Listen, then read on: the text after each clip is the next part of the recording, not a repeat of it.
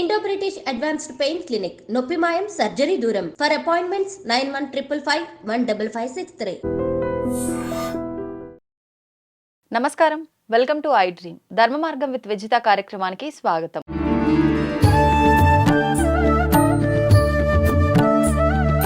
ఈ మధ్య కాలంలో మనందరం కూడా సనాతన ధర్మం యొక్క పేరు ఎక్కువగా వింటున్నాం. కొంతమంది తెలిసి, కొంతమంది తెలియక రకరకాలుగా సనాతన ధర్మం గురించి అయితే మాట్లాడుతున్నారు. ఇప్పుడు కొత్తగా మన ధర్మం గురించి ఎందుకు ఇంతగా ప్రతి ఒక్కరి నోటి నుంచి మనం వింటున్నాము? మన సనాతన ధర్మం అనేది ఎంతో కాలం నుంచి, పురాణాల నుంచి కూడా మన ఋషులు, పెద్దవాళ్ళు ఎన్నెన్నో రకాలుగా చెప్పుకుంటూనే వస్తున్నారు. అయితే ఎందుకు ఈ మధ్య కాలంలో ఎక్కువగా వింటున్నాం? ఇలాంటి మరిన్ని విషయాలు ఇప్పుడు గురుగారితో మాట్లాడి తెలుసుకుందాం. ప్రస్తుతం మనతో పాటు ఉన్నారు ప్రవచనకర్త ప్రవీణ్ కుమార్ శర్మ గారు. ఇప్పుడు వారితో మాట్లాడేద్దాం. నమస్కారం అండి. నమస్కారం అండి. ఎలా ఉన్నారు? బాగున్నాను, మీరు ఎలా ఉన్నారు? బాగున్నానండి. అయితే మన సనాతన ధర్మం గురించి ఋషులు, పెద్ద పెద్ద వాళ్ళు ఎప్పటి నుంచో, అంటే మనం పుట్టక ముందు నుంచి కూడా ఉన్నది వింటున్నాము, మనం ప్రతినిత్యం ఆచరిస్తున్నాం. అవును. కానీ ప్రస్తుత రోజుల్లో బాబాలుగా, స్వామీజీలుగా చెప్పబడే వాళ్ళు నిజమైన బాబాలో తెలియదు, స్వామీజీలో తెలియదు, సనాతన ధర్మం కోసం పోరాడుతున్నామని చెప్పి, సనాతన ధర్మం అని చెప్పి రకరకాలుగా వారి నోటి నుంచి వింటున్నాము.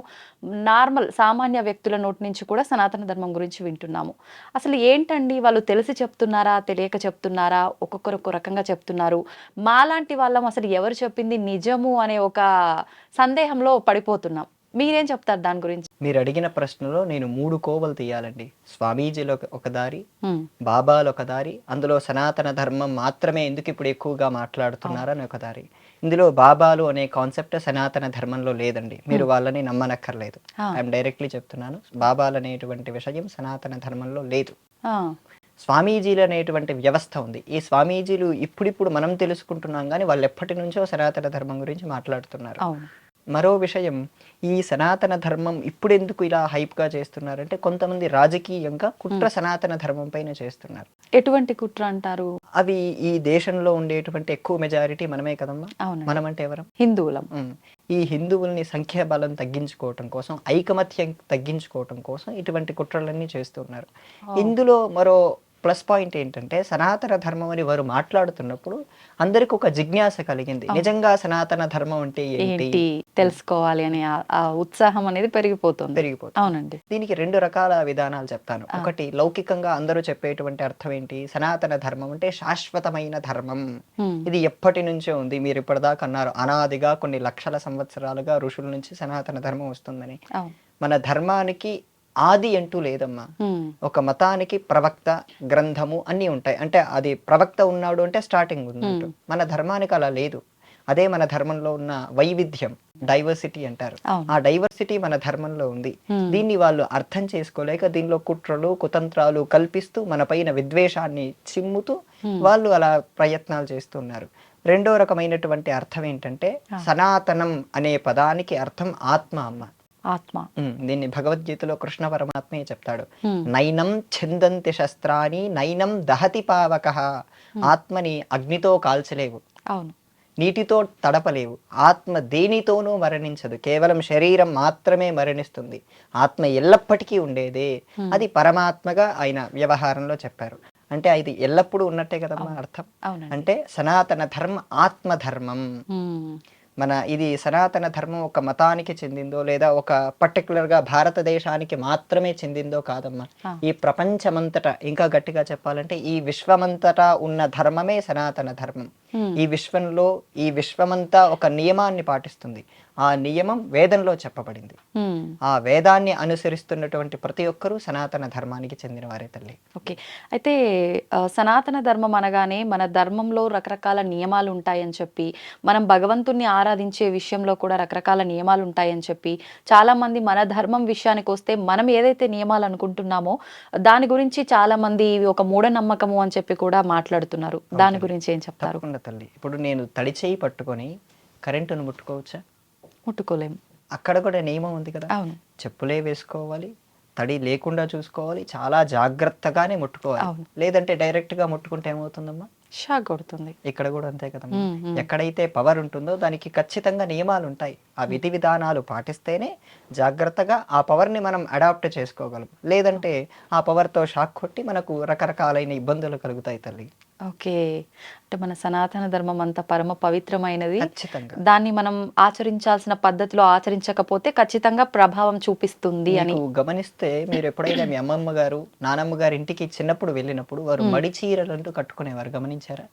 ఏమండి నాకు ఐడియా. మడి చీరలు అంటే ప్రత్యేకంగా వాటిని వాళ్ళే తడిపి ఆరేసి ఎవరు ముట్టుకోని ప్రదేశంలో మాత్రమే ఆరేసి వాళ్ళు మాత్రమే కట్టుకుంటారు. అవి కట్టుకున్నప్పుడు ఎవరినీ ముట్టుకోరు. ఓకే. దాన్ని మడి అని పిలుస్తారు తల్లి. ఆహా. ఇప్పటికే ఆచారం ఇంకా మిగిలి ఉంది. అలా ఎందుకు చేస్తారంటే మనలో పవిత్రత కోసం. శరీరంలో చిత్తం అని ఒకటి ఉంటుందమ్మా. ఆ చిత్తం అనే దాంట్లో ఎన్నో జన్మల కర్మలన్నీ అందులో రికార్డ్ అయ్యి ఉంటాయి. ఇప్పుడు మనం ఇప్పుడు చేసేటువంటి కర్మకు ప్రతి దానికి వెనుకటి జన్మల్లో చేసినటువంటి ప్రభావం ఫలితం కూడా ఇక్కడ ఉంటుంది ఈ జన్మలో. ఈ జన్మ ఇప్పుడు ఉదాహరణ చెప్తాను. ఇంత పెద్ద కొండ ఉందమ్మా. ఈ కొండలో నుంచి కొంచెం తీసుకొని దానికి ప్రారబ్ధం అని పేరు పెట్టారు. ఆ ప్రారబ్ధంతో ఈ జన్మ నడుస్తూ ఉంది. ఈ ప్రారబ్ధంలో ఉండేటువంటి కర్మలు, పుణ్యాలు, పాపాలు, సుఖాలు, దుఃఖాలన్నీ ఇవన్నీ ఆ చిత్తంలో ఉండి అవి దాని ద్వారా మనం తెలుసుకుంటున్నాం. ఎక్కువగా దుఃఖం కలిగినప్పుడు, ఎక్కువగా అపవిత్రమైన ఆలోచనలు వచ్చేది కూడా ఈ చిత్తం ద్వారానే. మనం సంపూర్ణ నియమాన్ని పవిత్రంగా భక్తిగా ఎందుకు మనం ఆచరించాలి అంటే, ఎందుకు స్ట్రిక్ట్ గా ఉండాలి అంటే, ఆ చిత్తం ఆ మనస్సుని అపవిత్రం చేయకుండా పవిత్రమైన మనస్సుకు చేయటం కోసమే తల్లి. ఓకే.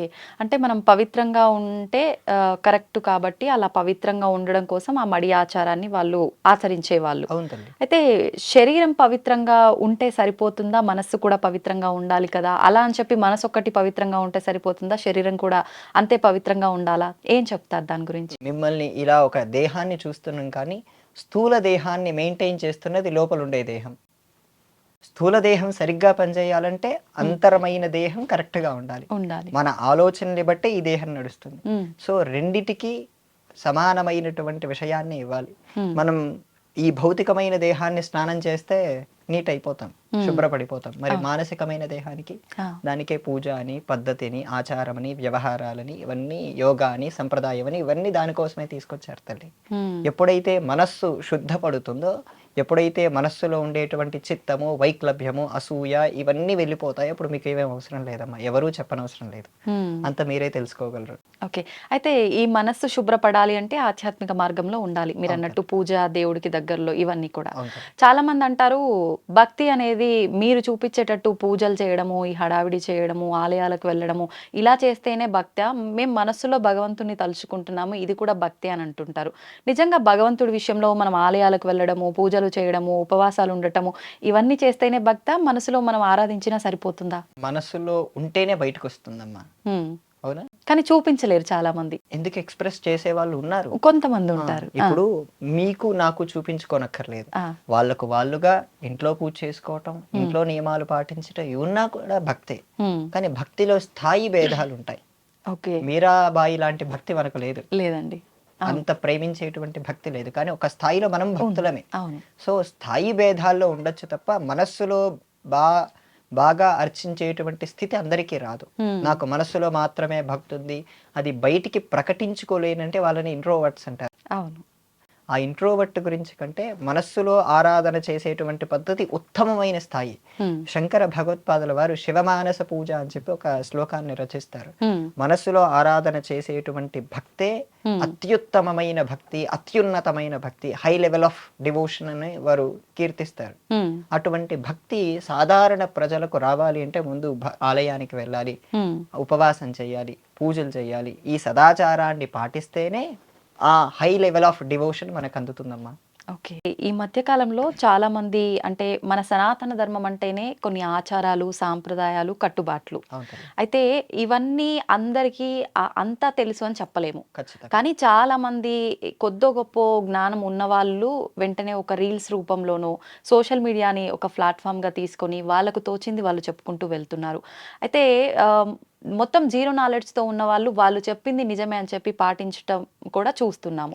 నిజంగా దీనివల్ల అంటే మన సాంప్రదాయాల్ని మనం కరెక్ట్గా పాటిస్తున్నామంటారా, తప్పుతో పడుతున్నామంటారా? ఇలాంటివన్నీ విన్న తర్వాత ఇక్కడ 2 రకాలు ఉంటాయండి. మీకు పిల్లాడు ఉన్నాడు అనుకోండి, అతన్ని స్కూల్లో జాయిన్ చేయాలనుకోండి, ఎవరు చెప్తే వింటారు? ఎవరో దారిని పోయే వాళ్ళు, మామూలు వాళ్ళు చెప్తే వింటారా?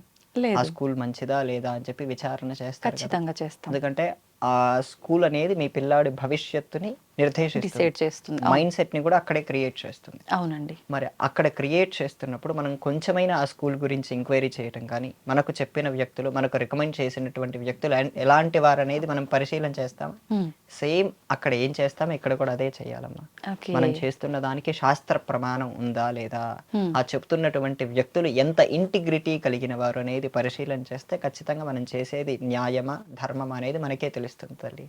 అయితే ఇప్పుడు నాకు అసలే జ్ఞానం లేదు తల్లి, ఇది కరెక్టా, ఇప్పుడు మీరున్నారు, మీరు చెప్తున్నారు, నిజంగా నాకు అసలు దాని గురించి ఏమీ తెలియనప్పుడు మీరు ఏం చెప్తున్నారు, ఇది నిజంగా న్యాయంగా చెప్తున్నారా అన్యాయంగా చెప్తున్నారా అనేది నేను ఎలా డిసైడ్ చేసుకోగలుగుతాను? దీనికే మనకు మీ తల్లిదండ్రులు నేర్పించినటువంటి సంప్రదాయం మీరు గుర్తుపెట్టుకోవాలి తల్లి.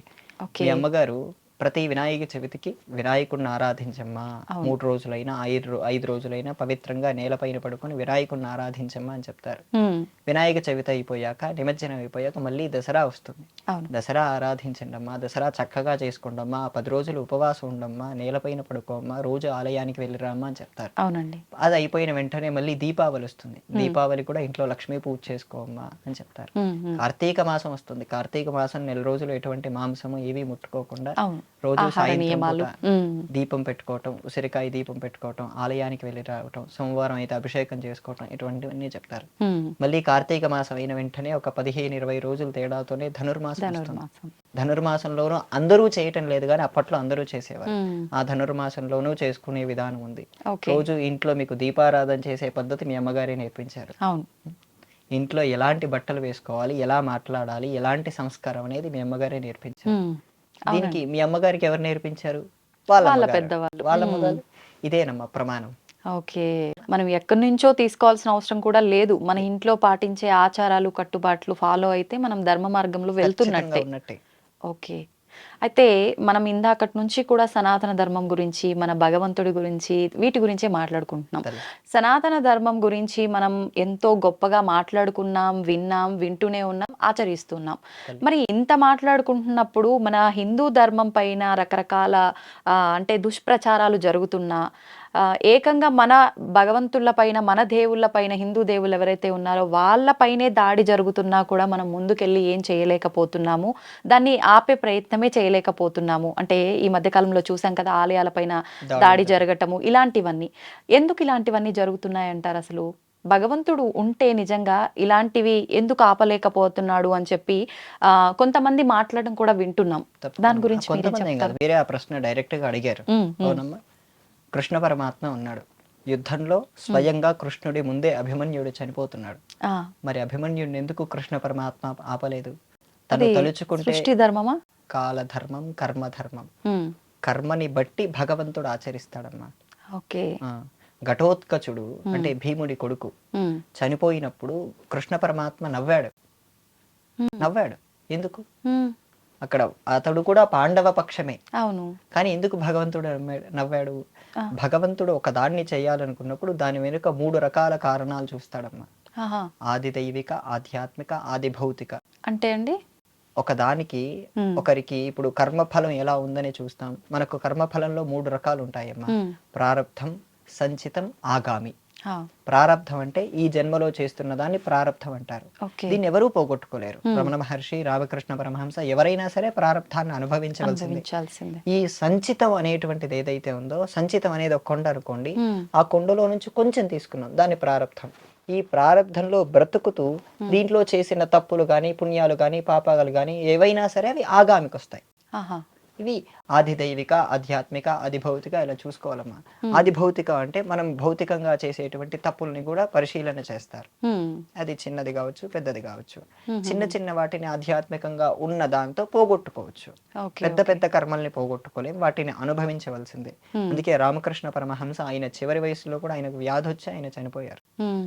సో కారణం ఆయన ఎంతటి స్థితిలో ఉన్నప్పటికీ, ఎంత పరమహంస అయినప్పటికీ ఆయన ప్రారబ్ధాన్ని తొలగించుకోలేరు. ఒకవేళ ఆయన అమ్మవారిని అడిగింటే తొలగించేదేమో, కానీ ఆయన అడిగే స్థితి దాటడు.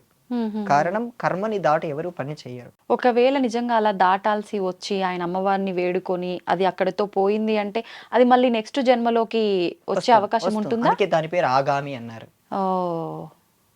ఈ సంచితం అనేది ఒక కొండ అమ్మ, ఒక హిమాలయన్ మౌంటైన్. దాంట్లో నుంచి మీరు తీసుకున్నది ఒక చిన్న స్టోన్. ఈ చిన్న స్టోన్ లో ఉన్నప్పుడే మళ్ళీ మీరు తప్పులు చేసిన అది ఆగామికి వచ్చి ఆగామిలో నుంచి అది మళ్ళీ సంచితానికే వస్తుంది. ఆహా. సో ఇది సైకిల్ ప్రాసెస్ తల్లి, వడ్డీతో సహా పెరిగిపోతూనే ఉంటుంది అక్కడ. అందుకు ఈ ప్రారంధంలో ఉన్నప్పుడే దీన్ని ధ్వంసం చేసుకోవాలి. దీని పేరు ఏంటమ్మా? సంచితం. సంచితాన్ని ధ్వంసం చేసుకోవాలి. దీంట్లో ఉన్నప్పుడు ధర్మబద్ధంగా జీవిస్తూ ఇది తప్పులు చేయకుండా ఉండాలి. చాలా క్లారిటీగా ఉంది కదా. అవును, అవునండి. ఈ తప్పులు చేయకుండా ఉన్నప్పుడే మనం ఈ సంచితము ధ్వంసమై ఇది చెయ్యకుండా కేవలం ప్రారంధం అయిపోయిన వెంటనే శరీరం పడిపోతుంది, మోక్షం వచ్చేస్తుంది. కానీ చెప్పినంత ఈజీ కాదండి సంచితంలోకి నుంచి అంతా తీసుకొని దాన్ని క్లియర్ చేసుకోవాలి అని అంటే. ఇప్పుడు మానవులు అంటేనే ఒక రకమైన కోరికలు, వ్యామోహాలు, రకరకాల వాటిలో కొట్టుమిట్టాడుతుంటాం. బంధాలు, బంధుత్వాలు, ఎంతసేపు ఇది నాది, ఇది నాది, నాది అనే ఒక మూర్ఖత్వంలోనే ఉంటాం కదా. ఇలా ఉండటం వల్ల ఇంకా మనం పెంచుకుంటూనే పోతుంటాం తప్ప అసలు నిజంగా తగ్గించుకొని మోక్షాన్ని పొందే అవకాశం ఉంటుందంటారా? Maintain like Krishna, live like Rama, అంతే అంటారా? కదండి, బాగుంది కదా. నేను మొన్న ఎప్పుడో ఒకరికి చెప్తుంటే ఇది గుర్తొచ్చింది. ఓకే. మనం కృష్ణుడిలాగే, కృష్ణుడికి 8 మంది భార్యలు 16,000 మందితో ఉంటూనే కానీ తను ఇంట్రోవర్ట్ గా అంతర్ముఖుడై ఉండి తన ధర్మాన్ని తను పాటిస్తూ ఉన్నాడు. ధర్మబద్ధంగా రాముడు ఎక్కడా 1% కూడా తన ధర్మాన్ని తప్పలేదు. అలా మనం పాటించగలిగితే వాళ్ళిద్దరిని ఇన్స్పిరేషన్ గా తీసుకోవాలి తల్లి. వాళ్ళ లైఫ్ మన లైఫ్ ఒక పక్కన పెట్టుకోవాలి. రాముడు ఎలా పుట్టాడమ్మా? అయోధ్యలో ఎంత వైభవంగా పుట్టాడు. చివరికి ఎక్కడ ఉన్నాడు? అడవిలో ఉన్నాడు. అడవిలో 13 ఏళ్ళు ఉండాక తర్వాత వారి సీతమ్మ కోసం ఆ అడవంతా వెతుకుతూ ఎక్కడో శ్రీలంక వెళ్ళి రావణాసురుణ్ణి తీసుకొని వస్తే అప్పటికి కూడా డైరెక్ట్ గా అమ్మవారితో మాట్లాడలేదు కదా, పరీక్ష పెట్టాడు. ఇదంతా మనం ఆ లైఫ్ ని మన లైఫ్ కి కనెక్టివిటీ చేసుకుంటే, కోఆర్డినేషన్ చేసుకుంటే మనం ఖచ్చితంగా మనం ధర్మ మార్గంలో ఉండి అంటనట్టు ప్రతి దాంట్లో ఓవర్ రిలేషన్షిప్ ఉంటే ఖచ్చితంగా అక్కడ బాధే ఉంటుందమ్మా. ప్రతి దాంట్లో పూర్తిగా లీనమైపోయి వాళ్ళు మెసేజ్ చేస్తూనే ఉంటాను అలా ఇలా పూర్తిగా కాకుండా అడిక్ట్ అయిపోకుండా పూర్తిగా ఉంటూ, అలా కాకుండా వీళ్ళు మనకు చెయ్యరు అనేటువంటి భావనతో ఉంటూ ఖచ్చితంగా మన పని మనం చేసుకోగలిగితే ఖచ్చితంగా మనం ఆ సంచితాన్ని పోగొట్టుకుంటాం, ఇటు చేయగలుగుతాం. ఈ ప్రశ్నలో ఈ కృష్ణ పరమాత్మ అభిమన్యుణ్ణి ఎదురుగా చంపేస్తున్నా సరే తను కాపాడలేదు. ఒకవేళ అనుకుంటే కనుచూపులతో కాపాడగలడు. అలాగే మన ధర్మం పైన ఇన్ని దాడులు జరుగుతున్నా మనం ఎందుకు కాపాడలేకపోతున్నాం? ఇది మన మెయిన్ ప్రశ్న. అవునండి. ఇక్కడ మీరు నేను అనేటువంటి వాళ్ళ మధ్య తరగతి వ్యక్తులం. మనకు మన కుటుంబాన్ని పోషించుకోవటమే ఒక రకమైన భారంగా ఉంటుంది. అది ఒక ఎంతో బాధ్యత కూడుతున్నది. పొద్దున లేస్తే కుటుంబం గురించి ఆలోచించాలి, సంపాదన, మన వ్యవస్థ, ఇవే చూస్తాం. అవునండి. మనం రోజు కుదరకపోయినా వారానికి ఒక్కసారైనా ఆలయానికి వెళ్ళడం చూస్తూ ఉంటాం. ఇది మన బాధ్యత. ఇప్పుడు ఆలయం రాత్రిపూట ధ్వంసం చేసి వెళ్ళిపోయారు, మనం చూడలేదు. ఉదయం వచ్చాక మనం ఏం చేస్తాం? ఆలయానికి వెళ్ళి బాధపడతాం, లేదా దాని గురించి అక్కడ చిన్న ధర్నా చేస్తాం. ఆ ధర్నా చేసినప్పుడు పెద్ద గొడవ మీ పైన కేసు అయితే ఏం చేస్తారమ్మా?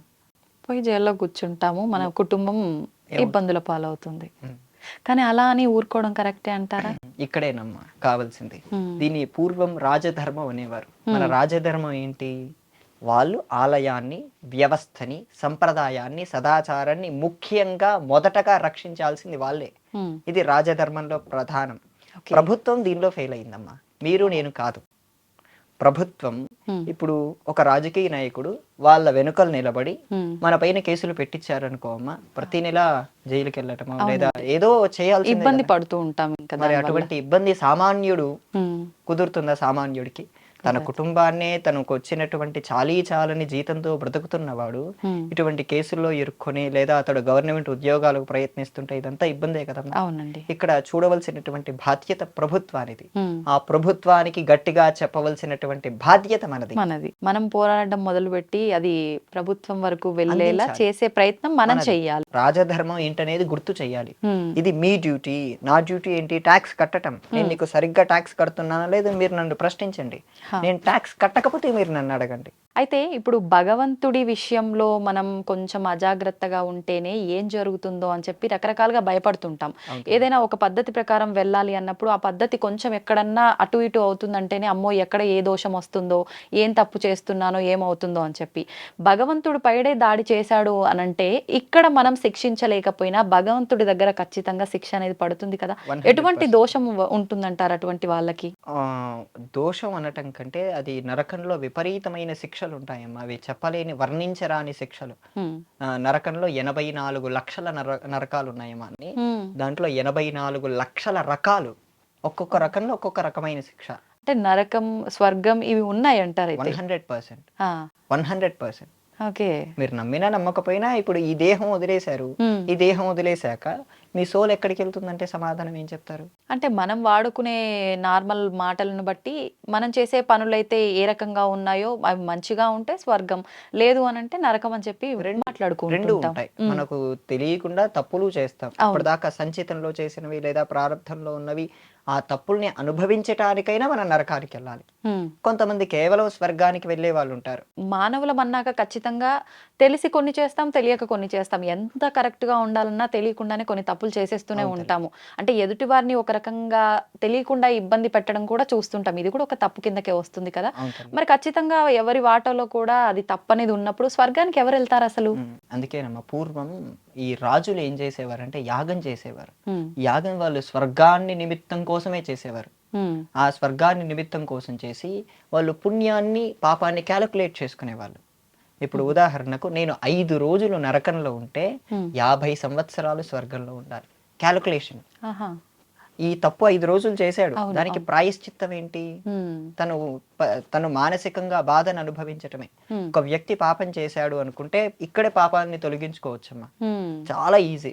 పురాణము, శివపురాణము మరియు మహాభారతం చెప్తుంది. హ్మ్. ఇప్పుడు మీరు పాపం చేశారు అనే మీకు భావన కలిగినప్పుడు 4 రకాలు ఉంటాయమ్మా.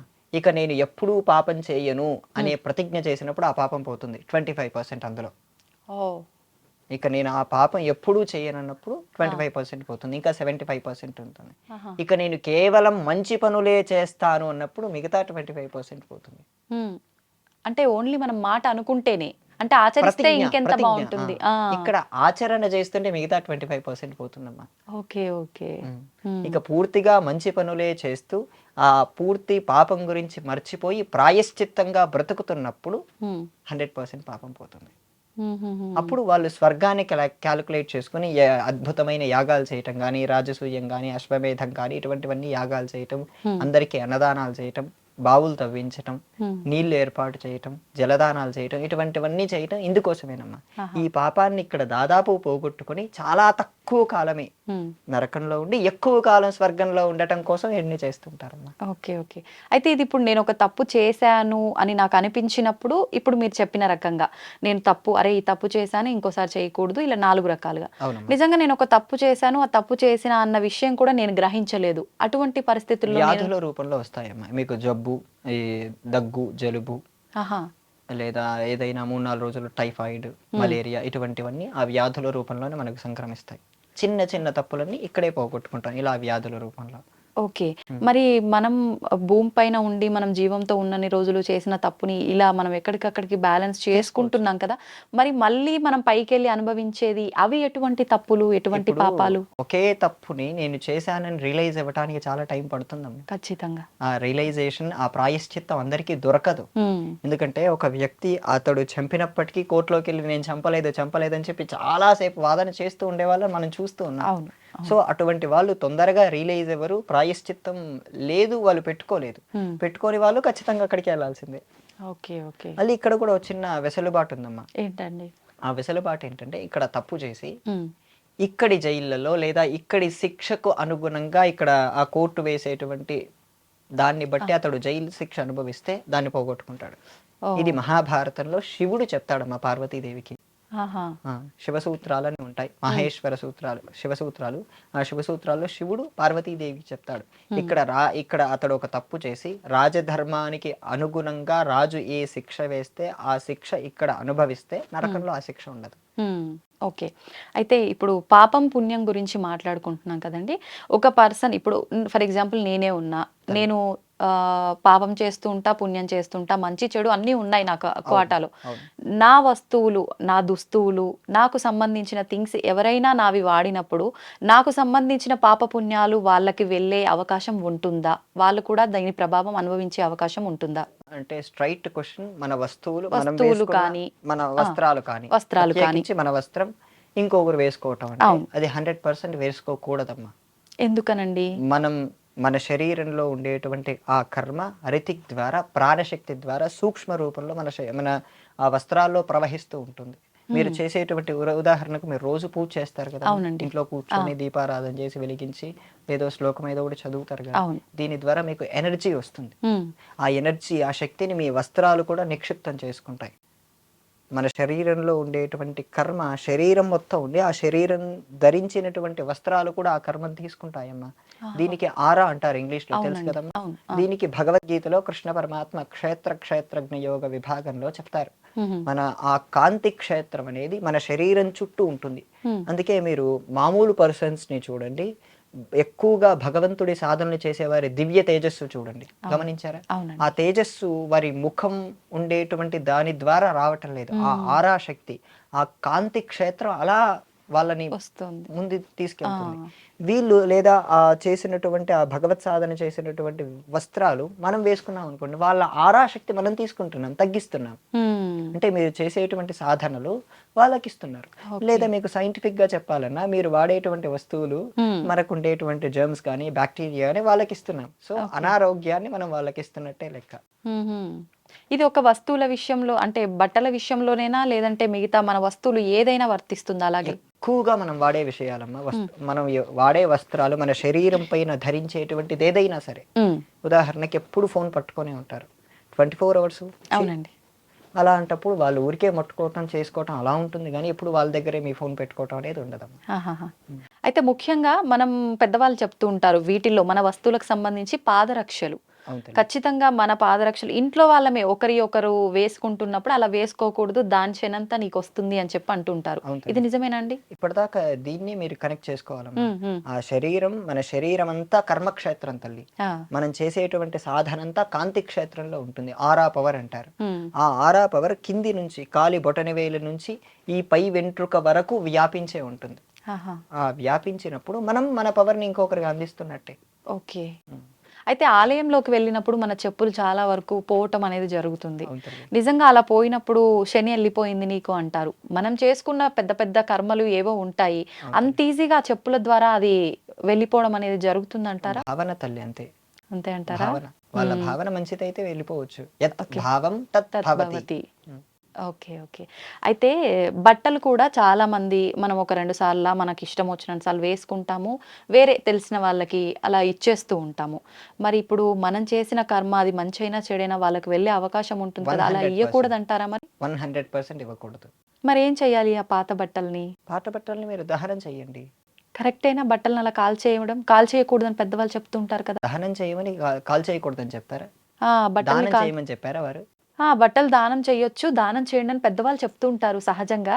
కానీ బట్టలు కాల్చడము అని అంటే అది అంటే ఒక రకంగా నెగిటివ్ గా క్రియేట్ చేస్తుంది, ఆ ప్రభావం మన పైన పడుతుంది అని మామూలుగా చెప్తుంటారు కదా. చిన్న ఉదాహరణ ఇస్తాను. ఇప్పుడు మీరు దేవతా చిత్రపటాలు ఉంటాయమ్మా అండి, ఆ చిత్రపటాలు ఉన్నప్పుడు ఫోటో ధ్వంసం అవుతుంది, ఆ లోపల ఉండేటువంటి పేపర్ భిన్నం అవుతుంది. మరి ఏం చేయాలి? ఇప్పుడు వరకు ప్రస్తుతానికైతే అందరం కూడా తీసుకెళ్లి ఆలయంలోనూ పారే నీటిలోనూ ఇదే అత్యంత చేస్తున్న అతిపెద్ద తప్పు, ఆలయాల్లో పెట్టడం. వాళ్ళు తీసుకెళ్లి చెత్తకోపల్లో పడేస్తున్నారు. ఇంకా మనకు దేవుడు అనే ఫీలింగ్ ఎక్కడ ఉందమ్మా? మరి ఏం చేయాలి? లేదా పారే నీటిల్లో వేస్తున్నారు.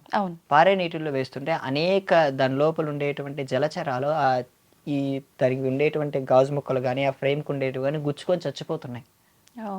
మరి వీటిని ఏమనాలి?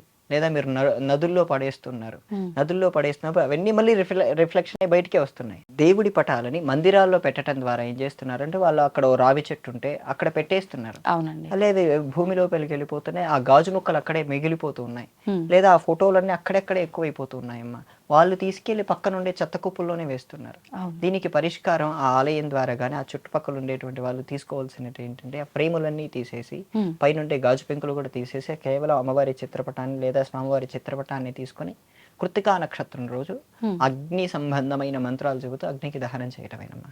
ఇంతకు ఓ. మించి మరో పరిష్కారం ఉందా? ఒకవేళ ఎవరికి వాళ్ళు అలా దహనం చెయ్యాలి అని బ్రహ్మాండంగా అంటే వారికి ఆ అగ్ని సంబంధమైన మంత్రాలు ఉంటాయి. ఆ, వారు తెలుసుకుంటే దానికి తప్పకుండా చేసుకో. మంత్రం లేకుండా దహనం చేయడానికి లేదా? ఆ భావన ఉండాలమ్మా. హోమం చేస్తే మనకు ఈ వాటర్లో వేయటం కంటే ఇది కొంచెం సరైన పద్ధతి. ఎందుకంటే ఉమ్. మనలో కొంతమంది భక్తి అనే భావంతో ఆ ఏ ఆలయానికి వెళ్ళినా అక్కడ ఓ ఫోటో తెచ్చుకోవటం, అవును. ఇంట్లో పెట్టుకోవటం, ఆ గది నిండిపోవటం. నిండిపోవటం. కొంతమంది గది లేకుండా చిన్న గూడే ఉంటుంది, ఆ గూడంతా నిండిపోయి ఉంటుంది. నిండిపోతుంది. ఒకరికి పూజ చేయాలా, ఎంతమంది పూజ చేయాలో అర్థం కాక అక్కడ గందరగోళంతో నిలబడి ఉంటారు. ఉమ్. అటువంటి వారికి ప్రశాంతత లభించడం చాలా కష్టం. అన్ని దేవుళ్ళ దగ్గరికి లేదా అన్ని తీర్థయాత్రలకు వెళ్ళినప్పుడు ఫోటోలు కొనుక్కోనక్కర్లేదమ్మా. అక్కడ మనం దర్శించి రావటమే. అది పెట్టుకోండి. ప్రధానంగా మన మందిరాల్లో ఉండవలసింది మన కులదేవత, ఇష్టదేవత, ఈ 2-3 ఉంటే చాలమ్మా. ఓ. సంప్రదాయంగా మీ అమ్మగారు కానీ లేదా మీ అత్తయ్య గారు కానీ వాళ్ళు అందించినటువంటి పరంపర ఒకటి ఉంటుంది. అవును. అవును. ఆ పరంపర పెట్టుకుంటే చాలమ్మా. ఇంతకు మించి ఎక్కువ అవసరం లేదు. ఎక్కువ పెట్టుకుంటే ఏ దేవుడి పైన ధ్యాస పెట్టాలనే దృష్టి మీరు పోగొట్టుకొని అవును. మీలో ఉండే శాంతత్వాన్ని పోగొట్టుకుంటున్నారు. ఉమ్. భగవంతుడు అంటేనే భగవంతుడి నుంచి మనం శాంతాన్ని పొందటం. మరి మీరు శాంతాన్ని పోగొట్టుకుంటే గందరగోళంలో ఉండటం అనేది మీకు ఇబ్బందినే కలిగిస్తుంది తల్లి. ఓకే. అయితే ఇప్పుడు ఎలాగో పూజా మందిరం టాపిక్ వచ్చింది కాబట్టి అండి, నిజంగా ఇప్పుడు పూజా మందిరంలో ఒక ఆర్డర్‌లో వరుసగా 1, 2 ఉంటే పెట్టేస్తాము. ఎక్కువగా ఇప్పుడు మీరు చెప్పినట్టుగా ఉండటం వల్ల ఒక దేవుడి ముందు ఇంకొక దేవుడు, లేదంటే ఇలా అడ్డంగా కొన్ని, నిలువు ఇట్లా కొన్ని చిందరవందరగా పెట్టేస్తారు. అది అలా పెట్టడం కరెక్టే అంటారా వరుస అనేది? ఇక్కడ వరుసతో సంబంధం లేదమ్మా. అక్కడ ఉన్నది వాళ్ళకి కలగవలసినటువంటిది అక్కడ 100 ఫోటోలు ఉండనివ్వండి, 1 ఫోటో ఉండనివ్వండి, 1,00,000 ఫోటోలు ఉండనివ్వండి. అక్కడ ఉన్నది ఆ అన్ని రూపాల్లో ఒకే పరమాత్మ కనపడుతున్నాడు అనే సత్యం వాళ్ళలో తెలిసినప్పుడు ఏ ఆర్డర్ ఉన్నా ఏమీ కాదమ్మా. ఓకే. ఓకే. అర్థమైందా తల్లి?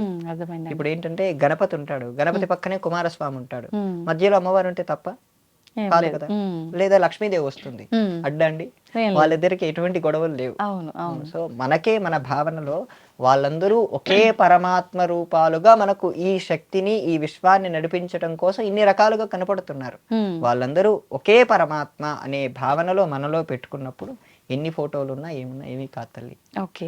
అయితే ఇప్పుడు పూజా గదిలో ఫోటోల వరకు ఓకే. చాలా మంది ఈ మధ్య కాలంలో విగ్రహాలు కూడా పెడుతున్నారు. విగ్రహాలు పెట్టడం కరెక్టే అంటారా అండి? విగ్రహాలకు పరిమితి ఉంది తల్లి. విగ్రహం పెట్టాలంటే దానికి ఇంట్లో సంపూర్ణ సదాచారము, నియమము. ఉదాహరణకి ఇప్పటిదాకా చెప్పినట్టు మనం తడి చెయ్యిని పెట్టి నేను కరెంటు ముట్టుకోవచ్చా అంటే ఏమంటాం? ముట్టుకోకూడదని చెప్తాం.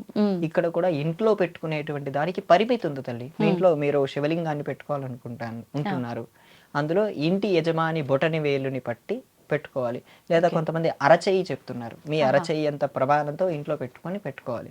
దానికి రోజు నైవేద్యం పెట్టాలి తల్లి. ప్రతిరోజు అంటే కొత్తగా చేయనవసరం లేదు. మీరు అన్నం తింటారు కదా, అవునండి. ఆ అన్నం వండాక దాంట్లో ఒక చుక్క నెయ్యి వేసి అది భగవంతుడికి చూపించి తినేయటమే. ఈజీ కదమ్మా. అవును. అవును. అలా పెట్టుకోవచ్చు. రోజు ఆరాధన చేసే వాళ్ళు విగ్రహాలు పెట్టుకోకపోవడమే మంచిదమ్మా. కొంతమంది తెలియక శ్రీచక్రాలు వంటివి పెట్టుకుంటూ ఉంటారు, చాలా తప్పమ్మా. శ్రీచక్రం చాలా గొప్ప ఆరాధన. అది చిన్నగా ఒక 2-3 నిమిషాల్లో లేదా అగరబత్తీలు చూపించే ఆరాధన అసలే కాదు. దాంట్లో నవావరణార్చన అని చెప్పి చాలాసేపు చేయాల్సి ఉంటుంది. ఆ అర్చన, ఆ పద్ధతి తెలియకపోతే పెట్టుకోకపోవడమే మంచిది తల్లి. ఇప్పుడు శ్రీచక్రాన్ని అది యంత్రం రూపంలో పెట్టుకోవచ్చు అంటారా? లేదంటే ఏ రూపంలో అయినా పెట్టుకోవచ్చు, కానీ ఆరాధన పద్ధతి మనం అలా పెట్టుకున్నా సరే మనం ఆరాధన ఖచ్చితంగా విశేషంగా చేయాలా? అవునమ్మా. ఇప్పుడు ఒక శక్తి మీ ఇంట్లోకి వస్తుందమ్మా, ఒక పెద్ద జనరేటర్ పెట్టారు, ఆ జనరేటర్ కావాల్సిన సౌకర్యాలు మీరు ఏర్పాటు చేసుకోవాలి. ఆ ఏర్పాటు చేసుకుంటా ప్లస్ బాక్స్ లో దీన్ని కనెక్ట్ చేస్తానంటే ఆ పవర్ తట్టుకుంటుందా? లేదు. సో దీనికి కావాల్సినటువంటి విధానాలు ఉంటాయి. అందుకే నేను ఇప్పటిదాకా చెప్పినట్టు మీ కులదేవత, మీ ఇష్టదేవత మీకు వంశపారంపర్యంగా మీ అత్తయ్య గారు కానీ మీ అమ్మగారు కానీ అందిస్తున్నటువంటి పరంపర ఒక విధానం ఉంటుంది. దాన్ని మాత్రమే బాగా ఆరాధన చేసుకోండి. అందుకే వాళ్ళు దాన్ని అలా జాగ్రత్తగా ఇంట్లో మీకు చిన్నప్పుడు దీపారాధన చేయటం ఇలాగా, పూజ చేయటం ఇలాగా వాళ్ళు నేర్పించారు. ఆ నేర్పించిన పద్ధతి ఎవరో యూట్యూబ్ లో చెప్పారని కొత్తగా ట్రాక్ తప్పి వచ్చారనుకోండి, మీరు చేసుకోలేని పరిస్థితుల్లో ఉండి ఇబ్బంది పడతారు. కొంతమంది చిన్న స్ఫటిక శివలింగాలు కానీ శ్రీచక్రాలు కానీ కొని పెట్టేస్తుంటారు. వాటికి ఆరాధన ఏమీ చేయరు, అగరబత్తిని చూపించి ఏదో ఒక బెల్లం ముక్క పెట్టేసి అయిపోతుంది అంటారు. వాటికి అలా చేయకూడదు. ఒక దాన్ని పెట్టుకున్నప్పుడు దానికి తగినటువంటి పద్ధతే చెయ్యాలి. అవునా కదా తల్లి? ఓ చిన్న నాయకుడు వచ్చారమ్మా, ఆయనకు తగిన విధానంగానే చూస్తారు. లేదా ఒక ఎంపీ వచ్చారు, ఆయనకు తగినంగానే చూస్తారు కదా. అంతే అండి. అవును. సో స్థాయి భేదాలు ప్రతి చోట ఉంటాయి. అందుకోసం మీ కులదేవత ఇచ్చినటువంటిది, మీ ఇష్టదైవత, మీకు పరంపరగా వచ్చిన దాన్ని శ్రద్ధగా మీ అమ్మగారు చెప్పిన విధంగానే ఆరాధన చేయండి. అయితే అండి, ఇప్పుడు ఎంతసేపు చూసుకున్నా మన హిందూ ధర్మం అనగానే ఆరాధన, భక్తి, నియమాలు ఇవే ఉంటాయి. అసలు నిజమైన భక్తి అంటే ఏంటి? భక్తిలో 2 రకాలు తల్లి. ముఖ్య భక్తి, గౌణ భక్తి. అంటే ఏంటండి? గౌణ భక్తి అనగానే ప్రదర్శనలు ఉంటాయి తల్లి. వాళ్ళకు అంత భగవంతుడు, మన భాషలో చెప్పుకోవాలంటే గుడికి వెళ్ళి ఫోటోలు పెట్టేయటం, దేవుడితో పాటు సెల్ఫీలు దిగేయటం, కేవలం కోరికలు చూపించుకోవడం కోసమే చేసేది, కోరికలు మాత్రమే చెప్పుకునేదాన్ని గౌణ భక్తి అంటారండి. ఎటువంటి కారణం లేకుండా మీ తల్లిగారు మీ పైన మిమ్మల్ని ప్రేమించడానికి ఏమైనా కారణం ఉందా? ఏముండదు. నిష్కారణంగా నిష్కపటంగా ప్రేమించేదాన్ని ముఖ్య భక్తి అంటారు. భగవంతుడి నుంచి ఎటువంటిది ఆశించకుండా, అది ప్రేమ కాని మోక్షం కాని, ఈ దేహం పొంది మోక్షం పొందడానికి ఆ మోక్షం కూడా వదిలేసి నాకు భగవంతుడు మాత్రం ఉంటే చాలు అనే నిష్కపటమైన ప్రేమ ఉండేదాన్ని ముఖ్య భక్తి అంటారండి. ఇది నారదుడు భక్తి సూత్రాల్లో చెప్తారు. అయితే ఇప్పుడు ఇందాక మీరన్నట్టుగా కొంతమంది చూపించుకోవడానికి చేస్తారు, కొంతమంది చూపించుకుంటూనే దాంట్లో చాలా ఆడంబరంగా అతిగా చూపిస్తూ ఉంటారు ఆ భక్తి అనేది. అలా చేయడం అసలు నిజంగా కరెక్టే అంటారా? మీరు అతిగా వాడారు అనే పదమే అక్కడ అతి అయిపోయింది. భక్తి సహజంగా ఉన్నప్పుడు అతి అనే పదం రాదు.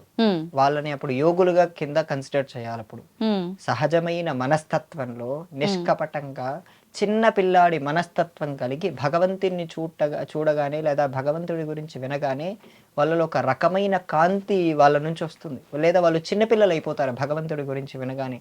అటువంటి వాళ్ళని యోగులు అనే కీర్తించాలి. అయితే చాలా మంది మీరన్నట్టుగా ఇందాక ఇష్టంతో ఒక రకమైన ఆ లోపల భగవంతుణ్ణి ఆరాధించాలనే తపనతో ఆరాధిస్తుంటారు, ఆ భక్తిని చూపిస్తారు. కొంతమంది మాత్రం, కొంతమంది కాదు, ప్రస్తుతం ప్రతి ఒక్కరు కూడా అలానే ఉన్నారు, ఏదో ఒక కోరిక కోసం, ఏదో ఒక లాభాపేక్ష కోసమే భగవంతుణ్ణి ఆరాధిస్తుంటారు. నిజంగా ఇలా లాభాపేక్ష కోసమే పూజించే పూజ అనేది మనం ఎంత భక్తితో చేసినా అది ఉపయోగం ఉంటుందంటారా దానివల్ల? ధర్మబద్ధమైన కోరికల్ని కృష్ణ పరమాత్మ ఒప్పుకుంటున్నాడు తల్లి. మీ కోరికలు ధర్మబద్ధంగా ఉన్నప్పుడు ఒప్పుకుంటారు, కానీ చివరికి కోరికలు లేని స్థితికే వెళ్ళాలి. కోరికలు లేని స్థితి పేరే, కోరికలు లేని స్థితి, కోరికలు లేని ఆ మనస్సు పేరే ఆత్మ తల్లి. మనం ఎంత కోరికలు, ఇప్పుడు మీరున్నారు తల్లి, ఒక వ్యక్తి ఉన్నారు, ఆయనకు వివాహం కావాలి, కుటుంబంలో పరిస్థితులు ఉంటాయి, డబ్బులు అవసరం, అవన్నీ ఎవరికో చెప్పుకోవడం కంటే భగవంతుడి చెప్పుకుంటే మేలంటారు కదా. తీరుస్తాడనే నమ్మకం ఉన్నప్పుడు చెప్పుకుంటే మంచిదే. ధర్మపరమైన భక్తి, ధర్మపరమైనటువంటి ఇటువంటి ఆలోచనలు కరెక్టే, కానీ అది అతి అయిపోకూడదు. ఏదైనా సరే మధ్య మార్గంగా ఉండాలి.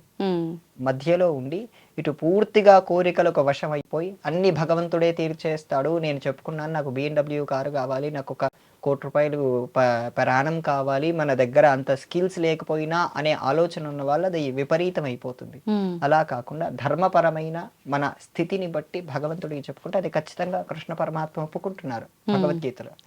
అటువంటి కోరికలు అవసరమే, కానీ అక్కడే ఆగిపోకుండా జ్ఞానాన్ని పొందండి. ఆ కోరికలు దాటి బయటికి రండి.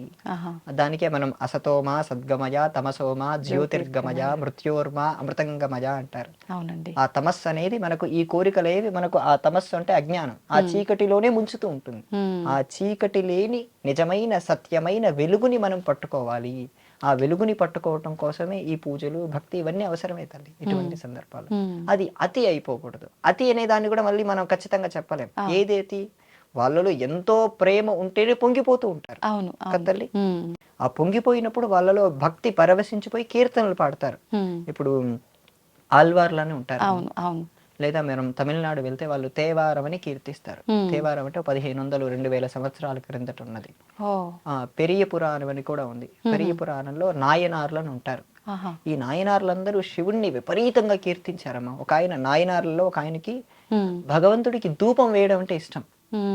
తన దగ్గర లేకపోయినా అప్పు చేసి మరీ కొని ఇంట్లో ధూపం వేసేవాడు శివుడికి. అది కరెక్టే అంటారా? లేకపోయినా ఇంకా అప్పు చెప్తాను. చేసి ఆయనకి ఎంత ఇష్టం అంటే తనకు ఇల్లమ్మైనా సరే ధూపం వేసేసాడు. ఓ అంత ధూపం వేస్తే ఇంకా భగవంతుడు ఇతడికి ఇస్తే అంటే అది మనం వర్ణించలేము. దాన్ని అవును, అతి అని మనకు కనపడుతుంది. అతడి దృష్టిలో నేను భగవంతుడికి ప్రేమను అర్పించుకుంటున్నాను అనిపిస్తాడు. అప్పుడు భగవంతుడు అతనికి కనపడ్డాడు. ఇది తమిళనాడులో జరిగిందమ్మా. ఓ ఉమ్. ఇలా సందర్భాలు చాలా ఉన్నాయి. ప్రతి దాన్ని మనం అతి అని మన వే ఆఫ్ లో మనం చెప్పలేం. అతడి వే ఆఫ్ లో అది అత్యంత ప్రేమ అయి ఉండొచ్చు. కనపడ్డాడు భగవంతుడు అంటే నిజంగా ఎలా కనపడతాడు? భగవంతుడికి రూపం ఉంటుందా? ఎలా దర్శనం ఇచ్చాడు ఆయనకి? భగవంతుడికి రూపం ఉంది తల్లి. సగుణ బ్రహ్మ అంటారు భగవంతుణ్ణి. ఆ సగుణ బ్రహ్మలో కనపడతారు. రెండు రకాలు ఉన్నాయి. భగవంతుడు దర్శించాము అంటే మనం ఎలా దర్శిస్తున్నాం? కృష్ణ పరమాత్మ భగవద్గీతలో అర్జునుడికి దివ్యం దదామితే చక్షుహు అంటారు. అంటే ఈ భౌతికమైన కళ్ళతో వాళ్ళని చూడలేవు, నువ్వు నన్ను చూడలేవు. విశ్వరూపం చూపించినప్పుడు ఆయనకి కృష్ణుడు సపరేట్ గా వేరే కళ్ళు ఇస్తారు, జ్ఞాన నేత్రం అంటారు.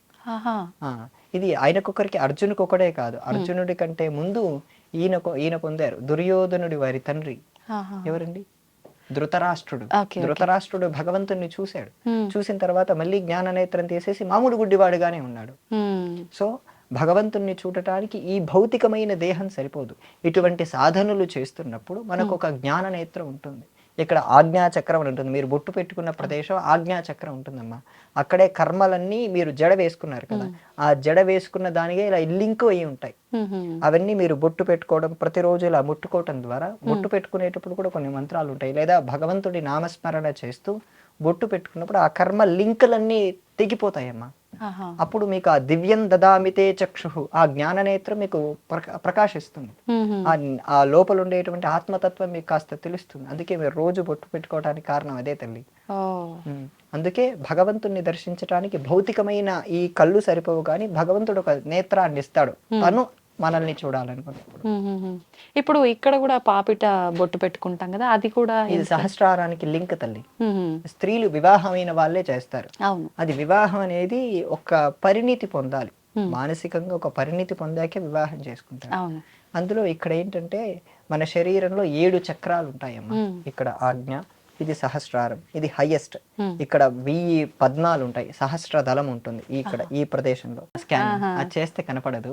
ఇక్కడ సహస్ర దళ పద్మం ఉంటుంది. ఇది కానీ విచ్చుకుందంటే అతడి పూర్తిగా ఇంకా అత్యున్నతమైన స్థితి, పరమహంస, రమణ మహర్షి ఇటువంటి స్థితి పొందుతారు. ఇదంతా సాధన ధ్యానం వల్ల సాధ్యమవుతుందా? దీనికి భగవంతుణ్ణి ఇలా చేరుకోవడానికి 4 మార్గాలు: భక్తి, కర్మ, యోగ, ఉపాసన.